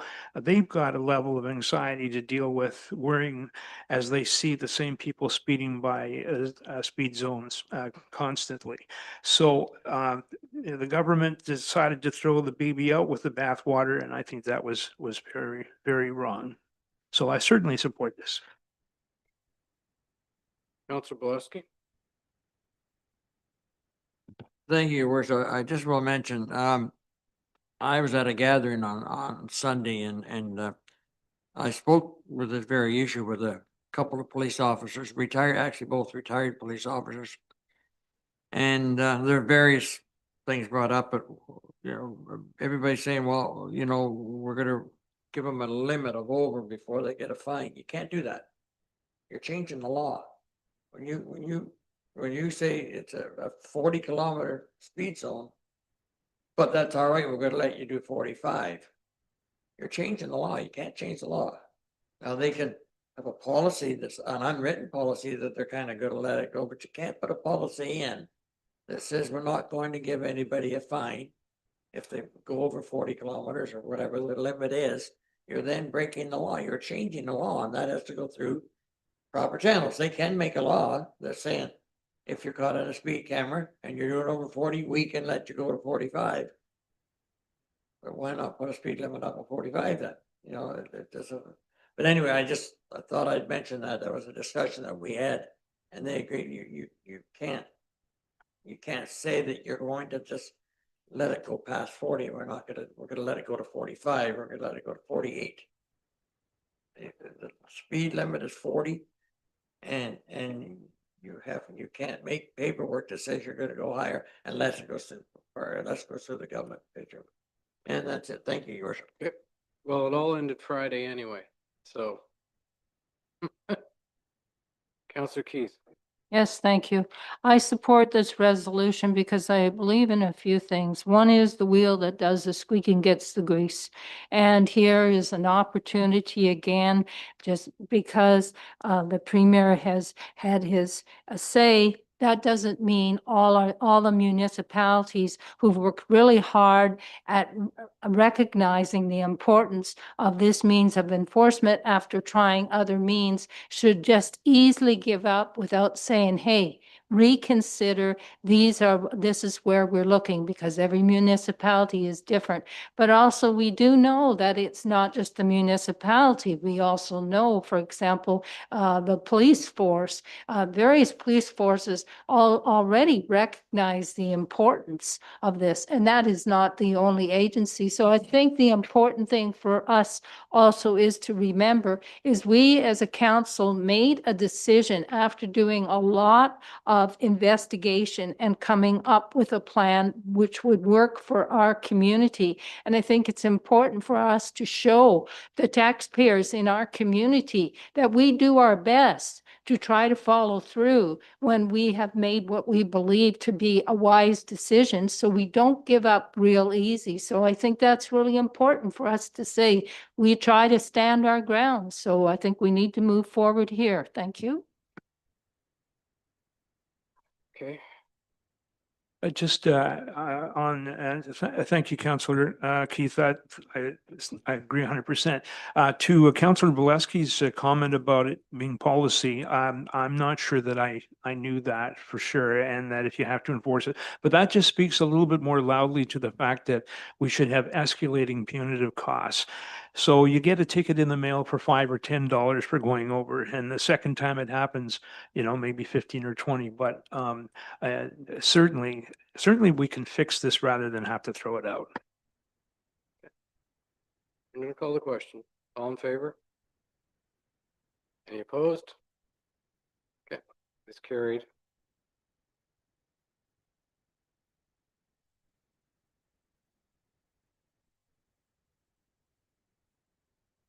Moved by Councillor Ashford, second by Councillor Keith, whereas parking is becoming an increasing challenge as a result of the growth of the town that the town is experiencing. Whereas parking has been raised by various groups and individuals from time to time, whereas parking challenges are not restricted to any one part of the community.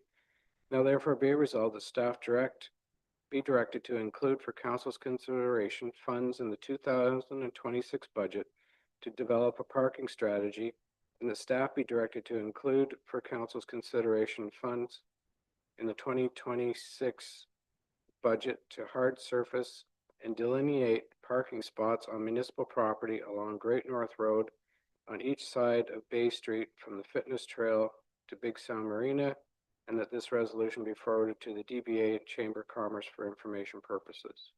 Discussion. Councillor McDonald, then Councillor McCann. I mean, it's great to see this. We've had couple meetings with community groups and concerned businesses that are begging us to find alternatives or solutions for creating more parking. So I think this is going in the right direction. Councillor McCann. Well, how much money are we talking about here in terms of funds would be needed to cover this? And the second question is, so are we looking at hard surfacing as well as invoking a strategic study to explore further parking possibilities? When we asked for that parking along the Seaman Street Bridge and such, I think they told us what we already knew. So I'm certainly in favor of this if there's money that's being spent to hard surface identified parking spots. Through you, Mr. Mayor, I think this is going to be a question that both Mr. Kearns and I answer. Initially, the parking strategy, we don't know exactly what we'll be including in the budget yet. We're exploring with consulting firms what they would charge to do something like that. It would be a study to determine if there are some better ways that we can provide parking, how we can move towards the future, what else could be done. With regards to the two issues with regards to hard surfacing, I'm going to pass that over to Mr. Kearns to answer. Thank you, through your worship. So providing you with a definitive cost for hard surfacing is very difficult at this point. We'll have to look at it in the context of the 26 budget and what work is planned. Small projects can be very expensive on their own. So ideally, we would be able to bundle it with something else that we have planned in the 26 budget when it comes to council. So that's how we would look at that to ensure we had the most advantageous pricing for any hard surfacing of small areas for parking. Councillor Thank you. Borneman, then Councillor Keith. Thank you.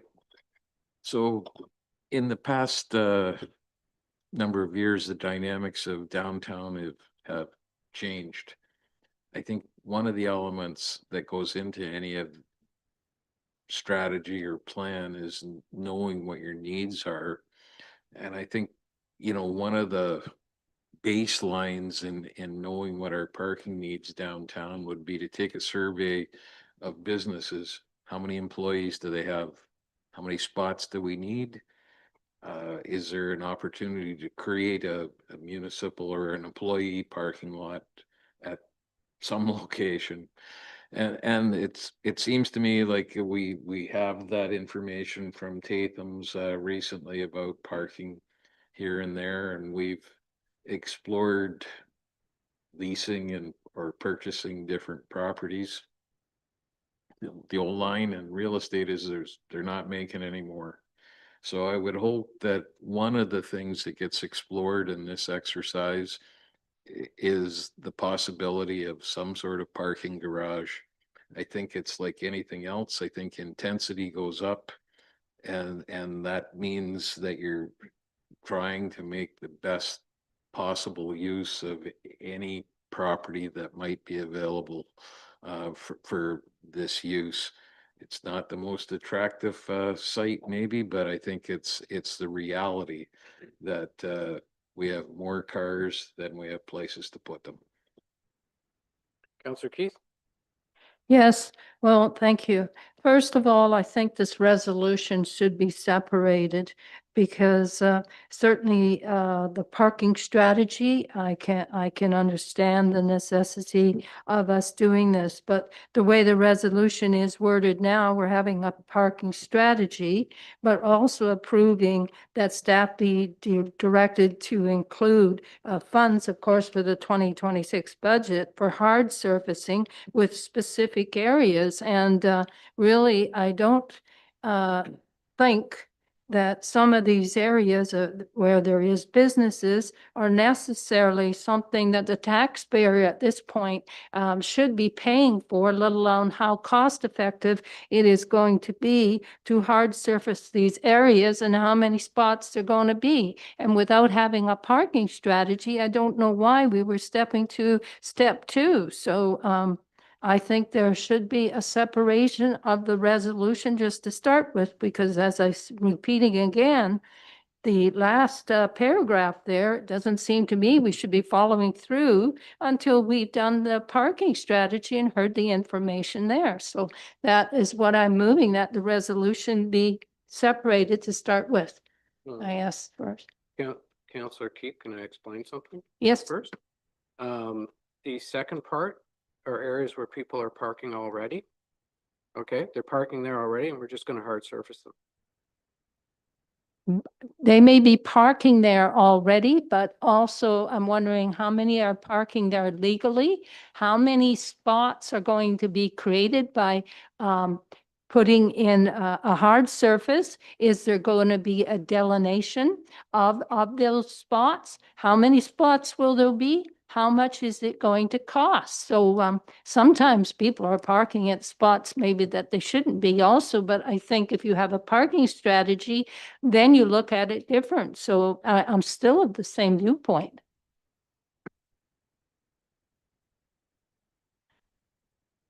Perhaps just a further thought is perhaps Mr. Cairns can give us some idea as to whether it's cost or, for example, on Great North Road there, how many, would he have an idea how many more spots are going to be created if we hard surface? Like, what's the reality there? And will there be angle parking? What type of parking? Like, this is why I'm thinking parking strategy. Mr. Kearns? Through your worship. So I think part of the process in looking at hard surfacing is to be able to delineate spots. It doesn't work very well on gravel. I've attempted it in previous employment circumstances, and it's very short-lived and doesn't work very well. So I think part of the concern is that perhaps in that area, people are not taking advantage of the available space. So the idea would be in a hard surfacing, it could be delineated and maximize the amount of spaces that are available. There's some curb lines and some concrete curbs in that area that I'm not absolutely certain where they've come from or how they were placed. So there might be an opportunity to realign those to maximize the number of spots available. I can't tell you right now what the measurements are, so that the length of the spaces, all of those sorts of things will have an impact on the orientation of the parking. So that we don't have some of the larger vehicles that we see nowadays out into traffic if they were to park on the side of the road. So there's a number of factors there, but the hard surfacing would allow for delineation, much like it does in our parking lots and downtown. So basically, it's just taking those areas that are already gravel that people are parking on and being able to delineate those parking spaces so that they are parking in an orderly fashion instead of a mix mash and wasting space. Well, my comment back would be, why wouldn't we have a parking strategy, get a full picture of the situation? And if this does seem appropriate after having a parking strategy, then go forward there, rather than not have all the information. And at this point, we're having taxpayers pay for something that as a result of a parking strategy may suggest that that wasn't the most appropriate and there was a better way of doing it. I just think it's a better way of handling the taxpayers' money. Okay, is there a seconder for Councillor Keith's suggestion that we separate this? I'm going to second it so that we can give everyone a chance to vote on it, because I think she has some points to make there. Councillor McDonald, do you have a comment on the separation of the two? I think so. I was just gonna make a comment on, we've talked about before creating additional parking along Bay Street by the M&R property and whatnot. And I kind of agree with what Councillor Keith's saying to, should it be angle parking? Should it be just straight parallel parking spaces created? What's the most effective way to utilize that space and if it's possible? So, yeah, there might be something to be said there to maybe kind of investigate a little bit deeper as to what the best way to use that space is. Councillor Ashford? Just a couple clarifying questions for both for this part and the whole thing. So if I understand correctly, we're not moving up towards the skate park, just the parks spots that are there right now. We're switching from kind of like whatever that material is that's there to put some asphalt down. Is that what we're starting with?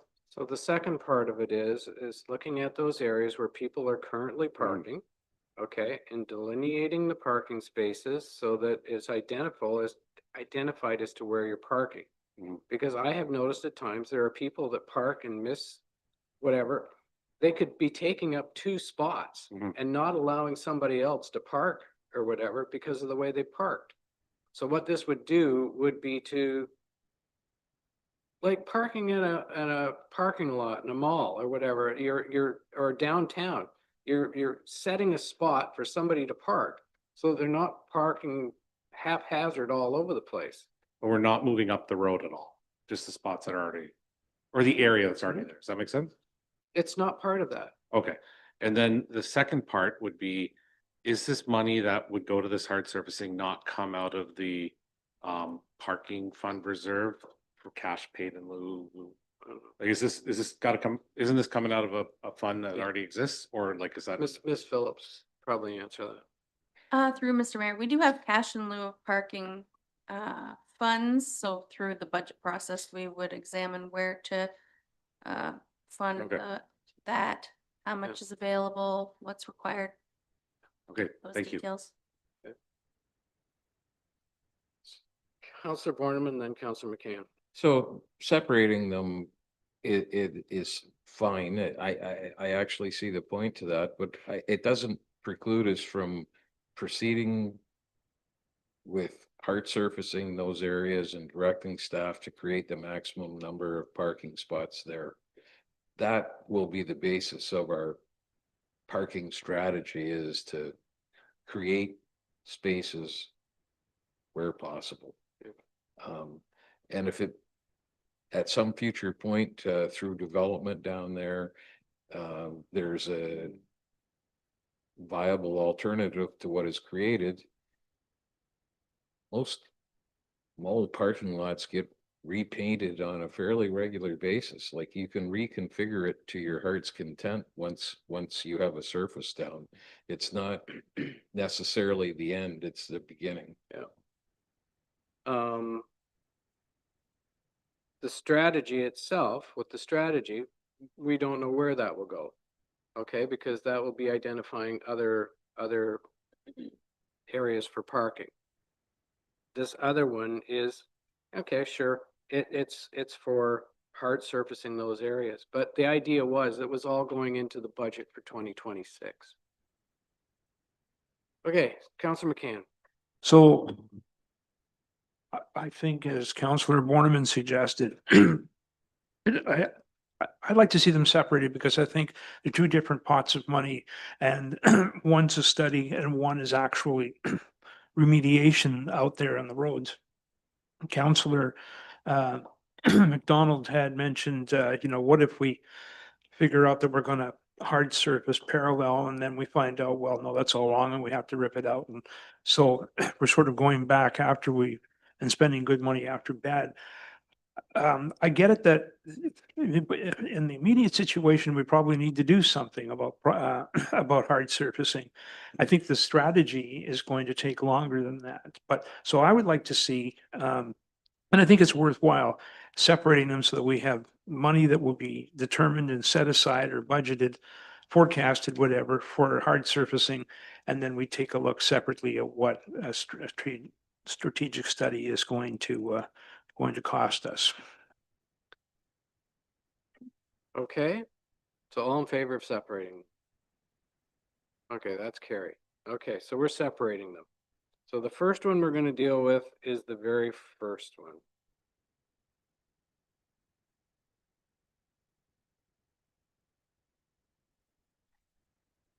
And we'll use the mover and seconder for that one for the very first one, which was moved by Councillor Ashford and seconded by Councillor Keith.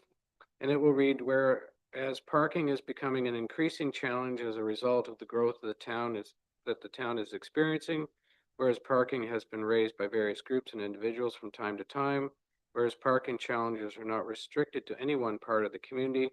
Now therefore be resolved that staff be directed to include for council's considerations funds in the 2026 budget to develop a parking strategy. Have we thrashed that one out enough? All in favor? Okay, that's carried. Second one, I need a mover and seconder. Councillor McDonald and Councillor McCann. The staff be directed to include for council's consideration funds in the 2026 budget to hard surface and delineate parking spots on municipal property along Great North Road and on each side of Bay Street and from the fitness trail to Big Sound Marina, and that this resolution be forwarded to the DBA and Chamber of Commerce for information purposes.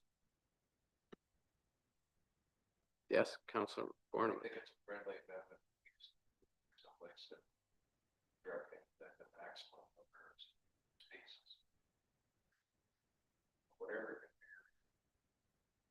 I think that's going to be the plan. Yeah. Yeah.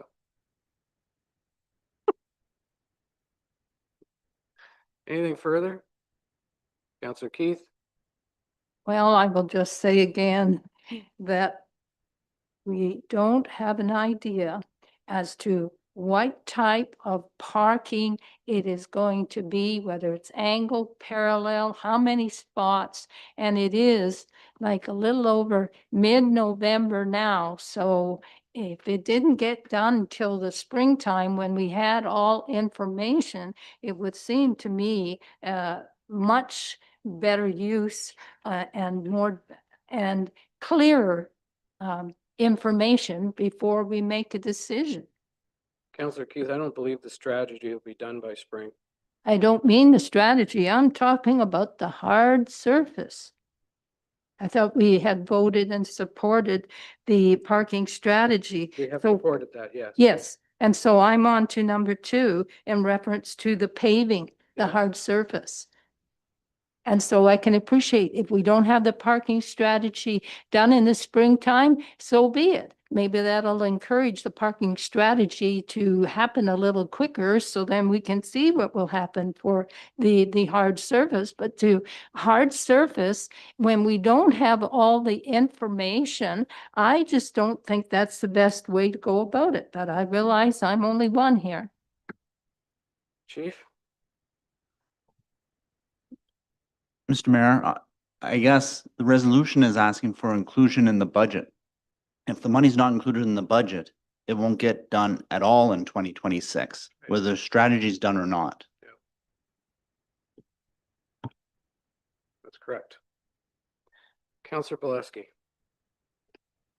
I'm just wondering, your worship, that if I could make a suggestion that I had it worded, now I've kind of forgot how I had it worded. But it's going to be a line item in the budget anyway. It's going to be included in the 26 budget. And we're going to have a chance to look at it then. I'm just wondering, in the meantime, maybe staff could come back with when it's in the line item on how many parking spots are going to be included in it. That just to make it, maybe Councillor Keith would like it better if it shows that there's some, we're going to have so many parallels and we're going to have so many angle parking, and then that'll be in the line item to buy it with, to spend the money on. Well, I think that will happen because they're going to take a look at how they can Yeah, do it. yeah. We have these areas where people are parking on dirt okay? And we're not maximizing that space. And I'm sure staff can come up with a plan using angle parking or parallel parking or line parking that is going to make sure we maximize those particular areas. And if we don't do it starting in the spring, then we're going to miss out on a whole season. And this is going to clean some areas up, whatever, to move forward. Councillor Ashford. I think that staff have been thinking about this for 4 or 5 years At and least. have a good idea of exactly what this is gonna look like. And whatever study is gonna be done is gonna be in conforming with that in to pretty close to what it's gonna be. So because of that, I think, that I can support putting the money aside for this. And then when it comes up, if it's the end of the world kind of thing and we see, but I can almost see it already in my head what the staff report looks like. So in that sense, I think we could probably go ahead with this one. And I'm just saying that in this case, the logic is 100% right all around the table. But just because of this case, I think that we're pretty certain that this particular spot's gonna be, we can just tick it off in the budget for next year. Councillor McCann, then Councillor McDonald. So I support putting the money in the budget for this. We don't spend it, we still have it.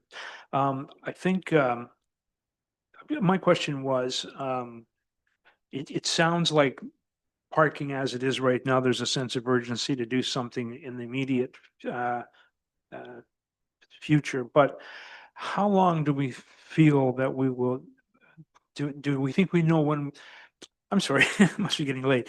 How long will it take to get the study done? And I guess I'm asking, and maybe I'm putting people on the spot, what do we really expect to see? I mean, we know the town, we know what land is ours, what property looks like. How complicated could it be, I guess? Through you, Mr. Mayor. In discussing, Jeremy and I have discussed a strategy for a long time now in terms of how best can we get parking for the purposes of the town of Parry Sound. There are some really easy ones, some low hanging fruit. And I think when we put this resolution together, maybe we could have explained it better that in discussions, staff see the Bay Street and Great North Road as that low hanging fruit. Those feel like the ones that are just they just make sense. But then there's a lot of other strategies that might be more complicated, might require some public consultation. Things like parking garages have already come up. We think that. We also think there may be some strategies surrounding the trail. Is parking really appropriate to be right centered around the core? Maybe it could be to the outskirts a little bit and the trail utilized as a method to move people around town. So there's some more complicated concepts that are going to have to be assessed. Hence the need for a consultant to take a look at some of those, because I think they go beyond our ability from a time perspective for staff to assess. That will take some time. I would not suggest, if there's budget approval in April for a strategy, that it would be completed until the fall. I'm sure a consultant would want to see, how does the community function? Where do people travel to and from? Where are they parking now? Where are they going to? There's a great deal of information that they're going to have to gather. And I'm sure that report's not going to be done till fall or even winter of next year on the bigger scale. So so again, if there's a sense of urgency in fixing what we have right now, then I think we should do it, because I think that was what was on my mind, that this is going to give us, this study is going to take at least a year before we have an inclination as to what to do and how to approach the situation. Councillor McDonald and then Councillor Barnman. Through you, Mr. Mayor, I think definitely there'd be a lot of very happy businesses in that area in downtown. If we could tackle some of this low hanging fruit and have these new additional parking spaces in place for, maybe long weekend or June of next year, absolutely. It'd be great to see Additional parking spaces may be discovered in that downtown core as well. And I've just kind of mused a little bit about maybe putting a challenge out to the consultants and staff to maybe challenge to free up an additional 30 spaces. But I definitely think going for the low hanging fruits will make a lot of people happy right off the bat. Councillor Borneman? So, Mr. Mayor, we've already agreed that we're gonna move forward with a strategy plan. So could tonight we ask that staff put together an RFP, put it out there to look for the consultant now, have them come back as part of that plan, ask the consultant about how long this will take and when they can start, and if need, like, if it was something that they came back with something that we believed was acceptable. It's happened more than once here where we've given pre-budget approval for specific things. This is a fairly big ticket item for the downtown core especially. So if we proceeded in that fashion, maybe we could get something back quicker. Maybe not for the end of, maybe we don't get to building something next year, but maybe we can at least have some idea where we're going earlier next year. Mr. Harris? Thank you, Mr. Chair. Would it be acceptable to council if we were to report back at the next meeting? There's a lot on the go across the town. Not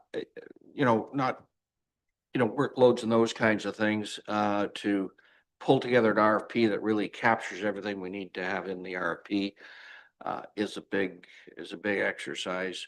So I think that need to have some discussions internally as to when we can manage that workload. That's, yep.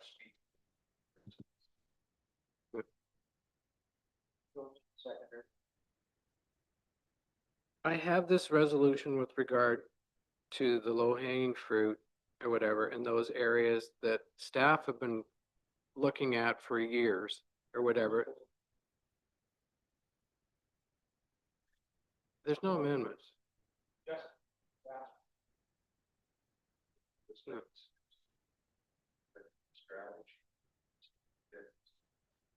No, I want to vote on this resolution with regard to paving those particular areas. So let's not defer ourselves on anything else. So we do have a mover and seconder for this, and I think I've read the resolution. If you want me to read it again, I will. But I'm going to ask for the vote. All in favor? It's carried. Any opposed? Okay. One opposed.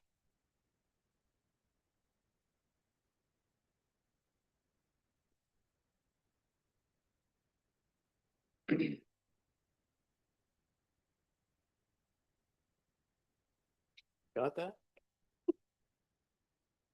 Moved by Councillor Keith and seconded by Councillor Ashford. Whereas at the request of the Honorable Paul Callander, Minister of Education, a governance and leadership review of the Near North District School Board was undertaken and submitted by Rachel Osborne to the Minister on September 26, 2025. And whereas based on the findings and recommendations of the final report on the governance and leadership issues at the Near North District School Board, Minister Callander issued 5 binding directives to the Near North District School Board. And whereas Directive 13 is, within 15 business days of receiving the directions, the Director of Education must submit to the Ministry a community engagement plan detailing measures that will be undertaken in order to restore public confidence in the board. This plan must include in-person engagement sessions with the community, with the first taking place within 10 business days of receiving the directions. The director must lead these engagement sessions in person. The community engagement session with the Parry Sound community must be prioritized and be the first to occur. Minutes for each community engagement session must be posted on the Near North District School Board website within 48 hours of the engagement session taking place. And whereas Directive 14 is within 10 business days of receiving the directions, the board's communications protocol must be revised, implemented, and posted on the school board website. The revised communication protocol must reflect a more responsive and visible role for the Director of Education in directly responding to and interacting with Near North District School Board communities. And whereas the Near North District School Board has not complied with directives 13 and 14, now therefore a copy of this resolution, Town of Parry Sound Council advises the Minister of Education that Directive 13 and 14 have not been complied with by the Near North District School Board, and requests that the Minister of Education address the situation and that this resolution be copied to the Near North District School Board, Parry Sound, Muskoka MPP, Graydon Smith, Parents for Parry Sound, West Parry Sound District Municipalities, and First Nations. Discussion. Councillor Ashford. I just think this is a real good example of how if we had strong local governance by local trustees in the West Parry Sound District, that this would have never happened, that these kind of things would have been met, and working with the ministry would be going quite well. And I think the key to it is just local representation that's accountable to the community because they're part of the community. 100%. Councillor Borneman. So in this, can we again request that the minister reinstate a West Parry Sound District School Board, or at least consider extricating us from our current purgatory? I think given this direction here that it deals with the directives and that sort of thing and the non-compliance with the directives, I think my opinion would be that we stay with this one, but if you want to include another resolution afterwards, stating those opinions again because of this, I have no problem with that whatsoever. Councillor McCann. I would second that one too, so I think. Well, we've got this one to deal with first. Okay, Okay. just agreeing. Okay, anything further? All in favor? That's carried, none opposed. Okay, Councillor Borneman. And I'll ask for, I think, two resolutions, Yep. Your Worship. First, that we reinstate the West Parry Sound School Board. And secondly, that we extend an open invitation to the director of the, That's the first one? no, the first one was the reinstatement Yeah, of West so Parry let's Sound. deal with that one. Okay, Okay, seconder? Councillor McCann? Yes, Councillor Ashford. Did you, I just wanted to check with Councilor Barneman, were you also including the idea that we would be possibly flipped down to Simcoe? A Simcoe or a Southern Board as opposed to North Bay Board, or did I? Just a second. so I just simply asked that they reinstate the West Parry Sound, but I you know, that's, I guess in discussion, I would say that to me, whether it's Simcoe, Muskoka, whatever, we need to be extricated from the Near North District School Board, that the relationship with the community is fractured, and restoring that is, I think, beyond hope at this point. Yeah. And I think the minister said the same in one of his interviews. Yeah, I think we've got the grounds of a good resolution. We just need a few whereases to make sure that the impact is intended. Councillor Bielanski. Thank you, Your Worship, and could we add to that, as you say, we could if that's not possible, to attach us to the Simcoe Muskoka sort of thing. I think if we just ask to be extracted, But we're not asked to be extended, we're asking to form another one. we don't, Councillor Borneman is saying that we want to form Parry Sound School Board again. That's the way you worded it. yeah, I did with the intention that I think that would be the community's first choice. If that's not possible, I think anything but North Bay would be our second choice. yeah, Agreeing 100% with you, but I'm just, is it worded? I'm just saying the way it was worded, that's all. yeah, okay. I think what we need I'm is, sure the clerk will know a better way of wording. I believe so. And I don't know whether we're actually going to hammer that out tonight. No, Okay, but if we have intent in this resolution, are we okay with intent and adding the whereases afterwards, or do we need to do that tonight? It would be ideal to have whereases tonight. Yeah. Can this wait for the next meeting? Or with intent, could it be a letter with the direction and the intention, Yeah. and then that formed into a letter to the minister Would that work? with making the case? Yeah. They wouldn't be whereas clauses, but as a resolution, but it would be making the case.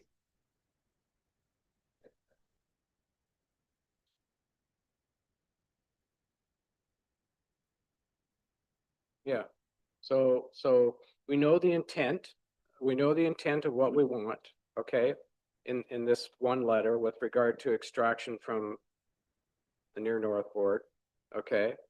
And we can formulate a letter around that to the minister.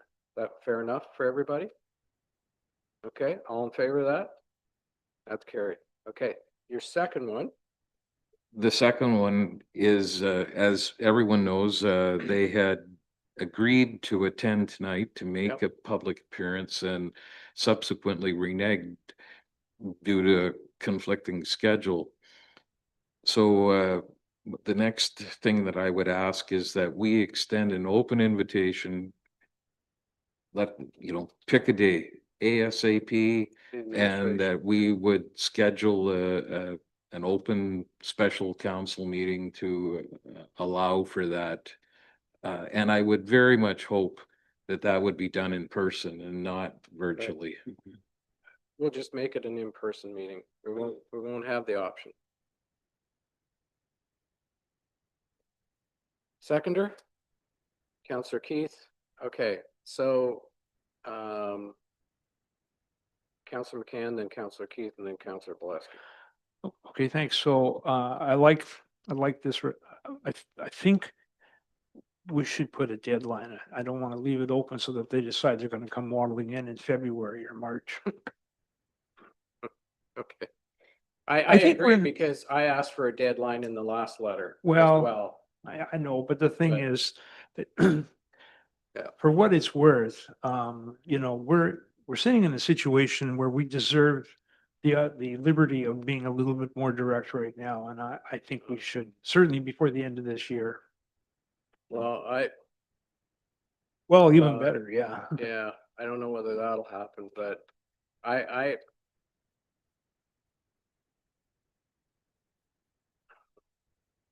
second Tuesday or whatever in December. They're already beyond the minister's expressed order.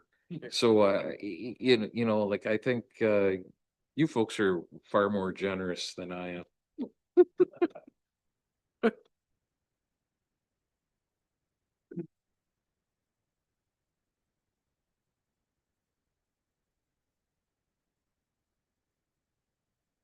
Well, I'm just thinking that we would have a council meeting on the second, and that would bung things up for that council meeting. So if we made it the 9th, okay, and we put that as a drop dead date of December. Councillor Borneman, you're proposing it, so are you okay with that? If that's the best they can do, that's the best they can do, but I guess I live here, so Monday to Thursday, any day of the week is a good night for a special meeting. Get your butt down here and face music. It's gotta be the message. Yeah.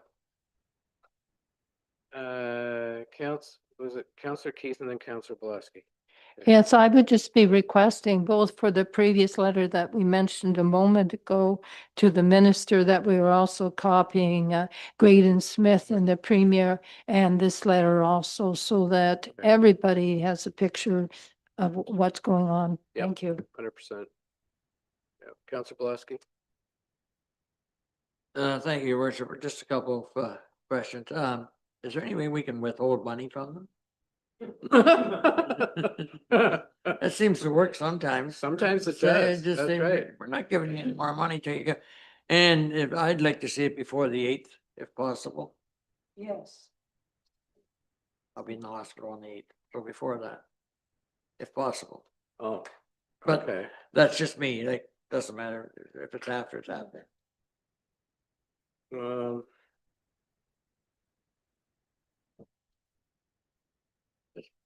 Pick a date. I mean, I don't know. They may come back and say, you know, I'm just. go making- pound salt making- again. That would be I my don't know. preference. Hmm? That would be my preference if possible. Yeah. If Okay. it's not, it's not. Okay. Okay, here first, No? next Tuesday is open night for us. Yeah, that's true. Yeah. But, well,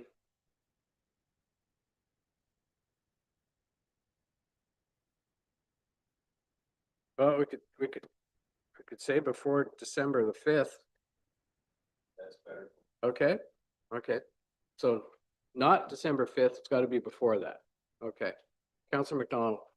Is it possible, because it was promised, can this be in the form of a public forum where the public can ask questions too, or are we gonna keep it as a deputation?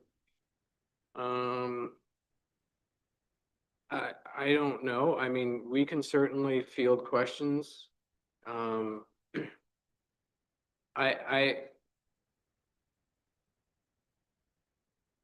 I don't know, that's up to council if they want to, but if it's a council meeting that we're gonna have, that we're inviting them into, then it's our meeting. If it's a public meeting that we're holding, then I would say that you're gonna need a lot bigger space than this council chambers. Yeah. And then we're gonna have to control the meeting. Because I know there are angry people out there.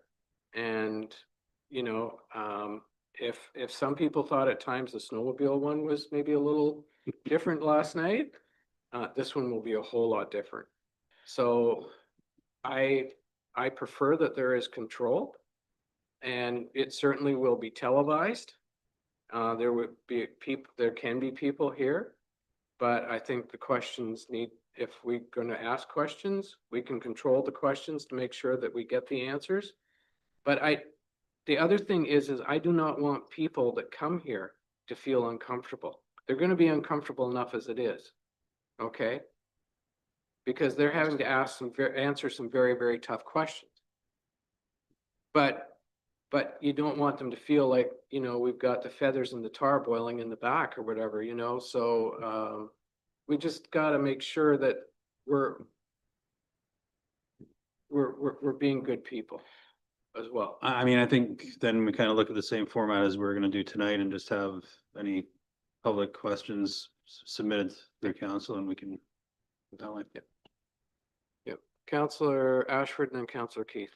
I think what I need most, in what I see in our communities and need most is simply answers to the progress of the school, what we're looking at and where we're gonna be. So to me, because we need to get the kids sorted, and we need to get the teachers sorted so that they're set, and we're not getting the updates we need. So to me, it's almost a safe spot for us to kind of be, and almost to the point where we would like, the questions I would say we need to be asking is about the progress of the school. Like that's what's the information we need. We don't really need to see what's gonna happen beyond that, I guess, in my sense. Councillor Keith. I would say that a good percentage of what at the end Councillor McDonald said, I would agree with. I think that anybody that has questions, they can always forward them to the council prior to that meeting, because I think the meeting needs to be conducted in a professional and fair manner. And I think that it should be a council meeting that it occurs at, because in the event the attendee actually attends, it would be also fair and professional and courteous that they be able to sit at the table and answer questions in a respectful fashion, just as they're posed. So I don't think anybody should be feeling like I better not go because this is not going to be a fair treatment of me. I think so far we have shown that we've tried to conduct ourselves in a very professional manner, and so we should do this again in a professional manner, just as we're sending a letter. Yep. Council Borman, Council McCann, and then we're gonna vote on Yep. this. No, I because- just wanted to say that prior to the school board deciding they weren't coming, the parents group had formulated, I think, 3 questions and I had forwarded one. And I thought those questions were clear, concise, well stated, and well thought out. They weren't throwing stones or stabbing anybody in the back. They were good questions, and I think that's a basis for going forward with this. Yes, So if we're opening it wide open to the public, you mentioned that this venue may be too small. Will the Stocky Center be available that night or? I don't know, we can do it here. We've got everything set here for doing this and we can broadcast it out and that sort of thing. So Okay. that'd be fine. Okay. All in favor? That's carried, none opposed. Okay, moved by Counselor Balesky, second by Counselor Keith, that bylaw number 2025-7539 being a bylaw to prohibit and regulate the keeping of certain animals in the town of Parry Sound. Exotic animal regulations be considered as read a first time, and that was carried. And we had the second and third readings, so that was moved by Counselor Balesky and second by Counselor Keith that the bylaw above mentioned be considered as read a second and third time, passed, signed, and sealed. Now, it was sent back to staff to review this and take a look at some other categories. And Ms. Kruger is online very patiently. Ms. Kruger, could you give us a thank you for waiting? An update on what you've included in the bylaw, please. Through your worship, the bylaw has been updated to include a larger category of snakes, because I did hear last time from council that they were interested in not just including venomous reptiles, but some of the other snakes that we know people sometimes like to keep, amongst them the constrictors and some of those in those families. So the updated version does include most snake families. Now, we did leave out one particular family of snakes, which does typically have milk snakes, corn snakes, some of the smaller varieties that are very common as pets and are not sort of the concerning or problematic ones. So we did leave that one family out of the prohibited list, but otherwise all other snake families are included. And we expanded the reptiles a little bit as well to include monitor species. Okay, very good. Any questions? All in favor then? That's carried. Thank you. Thank you, Ms. Kruger. You're welcome.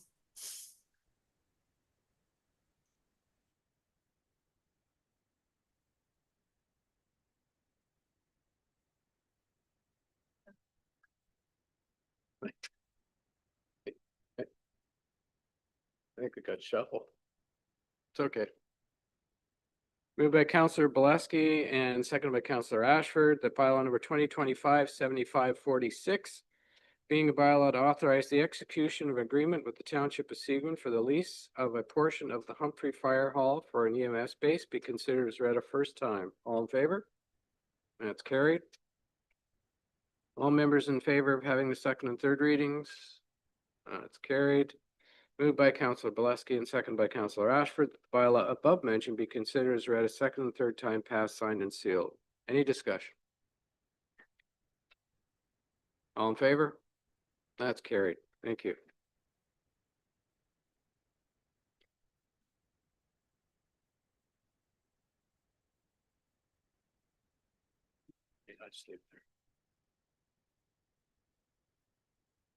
Moved by Counselor McCann, seconded by Counselor Borneman, that bylaw number 2025-7547, being a bylaw to authorize the execution of agreement with the West Parry Sound Health Center for the provision of fire dispatch services, be considered as read a first time.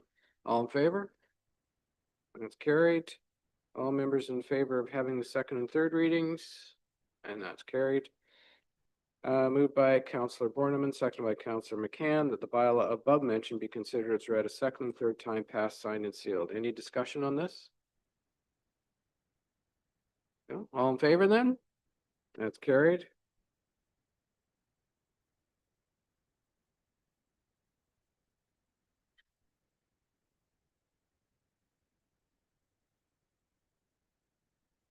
Moved by Councillor McDonald, seconded by Councillor Borneman, that bylaw number 2025-7548 being a bylaw to authorize the execution of a contract with IntelliVote Systems Incorporated for the provision of an electronic voting system incorporating voting through telephone and secure internet connections for the 2026 municipal election be considered as read a first time. All in favor? That's carried. All members in favor of having the second and third readings? Carried. Moved by Councillor Borneman, seconded by Councillor McDonald, that the bylaw above mentioned be considered as read a second and third time, passed, signed, and sealed. Any discussion? Councillor McCann. So I think this organization has proven itself over the years. Once again, this year, will it just be online voting? Will it be paper ballots?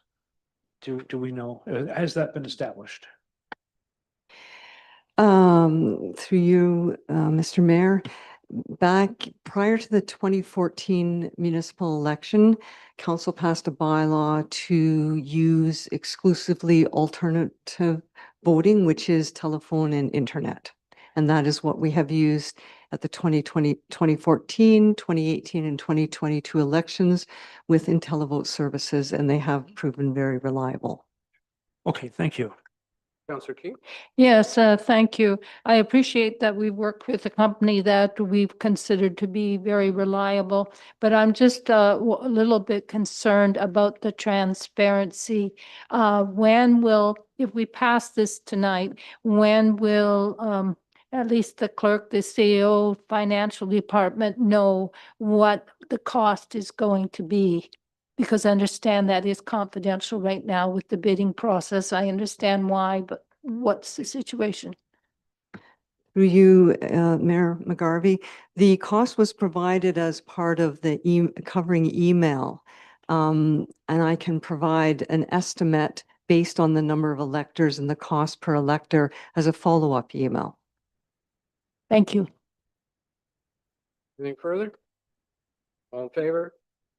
And that's carried. None opposed.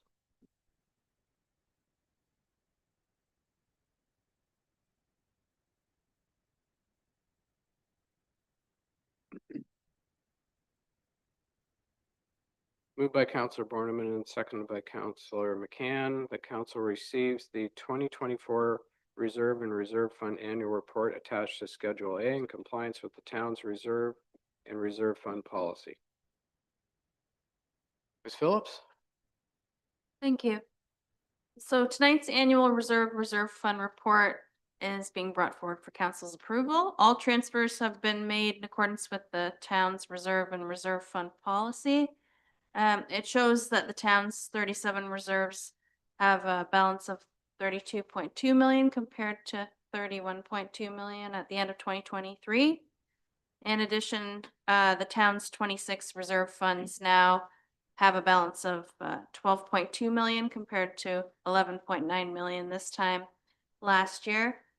The projected balances, which incorporate the usage of funds for carry forward capital projects, are forecasted to be reduced from those balances at 24 million in reserves and 7 million in reserve funds.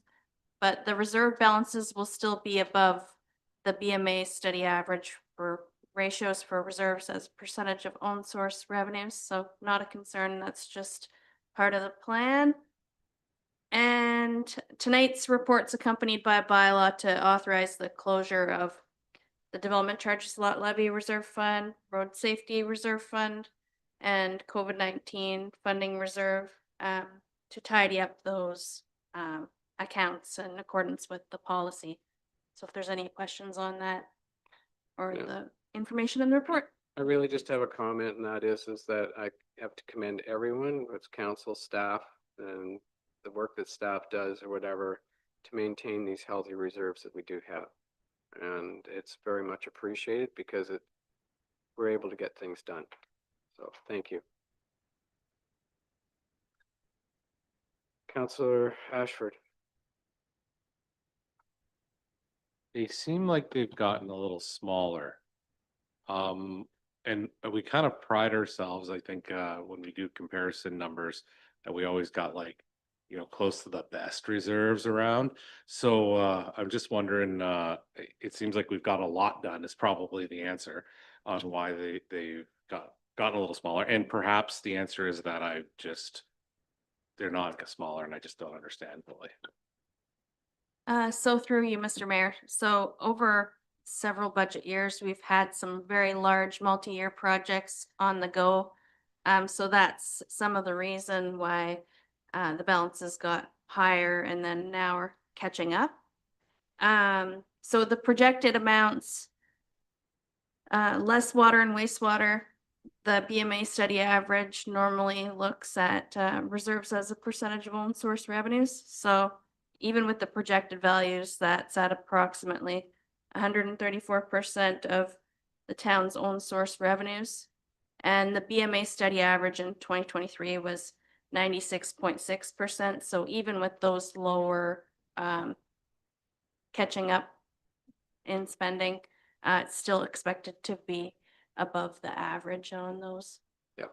Okay. Yep. It's good. Anything further? All in favor? That's carried. Thank you.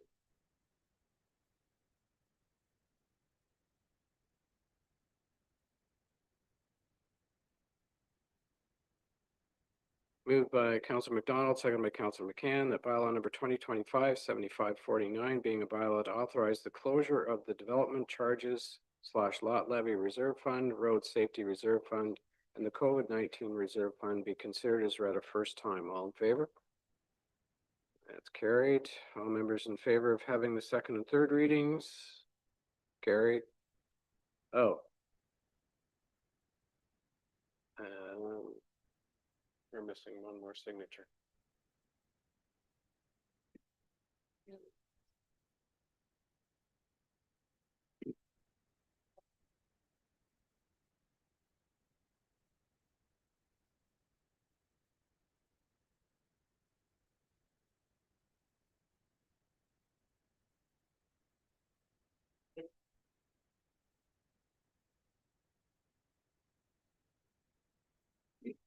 Thank you.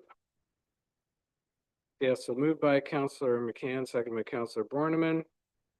Bylaw above mentioned be considered as read a second and third time passed, signed, and sealed. Any discussion? All in favor? That's carried.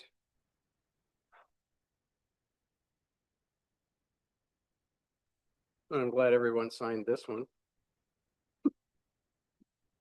Moved by Councillor McDonald, second by Councillor Borneman, that bylaw number 2025-7550 being the bylaw to confirm the proceedings of council be considered as read a first time. All in favor? That's carried. All members in favor of having the second and third readings? Carried. Moved by Councillor McDonald, second by Councillor Borneman, that the bylaw above mentioned be considered as read a second and third time passed, signed, and sealed. All in favor? And that's carried.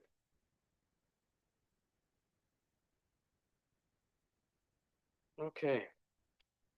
So prior to adjourning, I'd like to offer the following information to the public regarding the next council meeting. The next meeting for council is for the Town of Parry Sound is scheduled for Tuesday, December 2nd at 7 p.m. The meeting will be held at the Town of Parry Sound Council Chambers at 52 Seguin Street. Entrance via Gibson Street and will be live streamed and recorded. All regular council meetings are held at 7 p.m. on the first and third Tuesday of each month except January and August, where only one regular meeting is scheduled. Council meeting schedule, notices of special council meetings, complete agendas and minutes and instructions on accessing live streamed and recorded council meetings are all posted on the town's website. Go to www.parrysound.ca and use the search bar. Thank you, everyone, and have a good night. And we made it just before the cutoff time.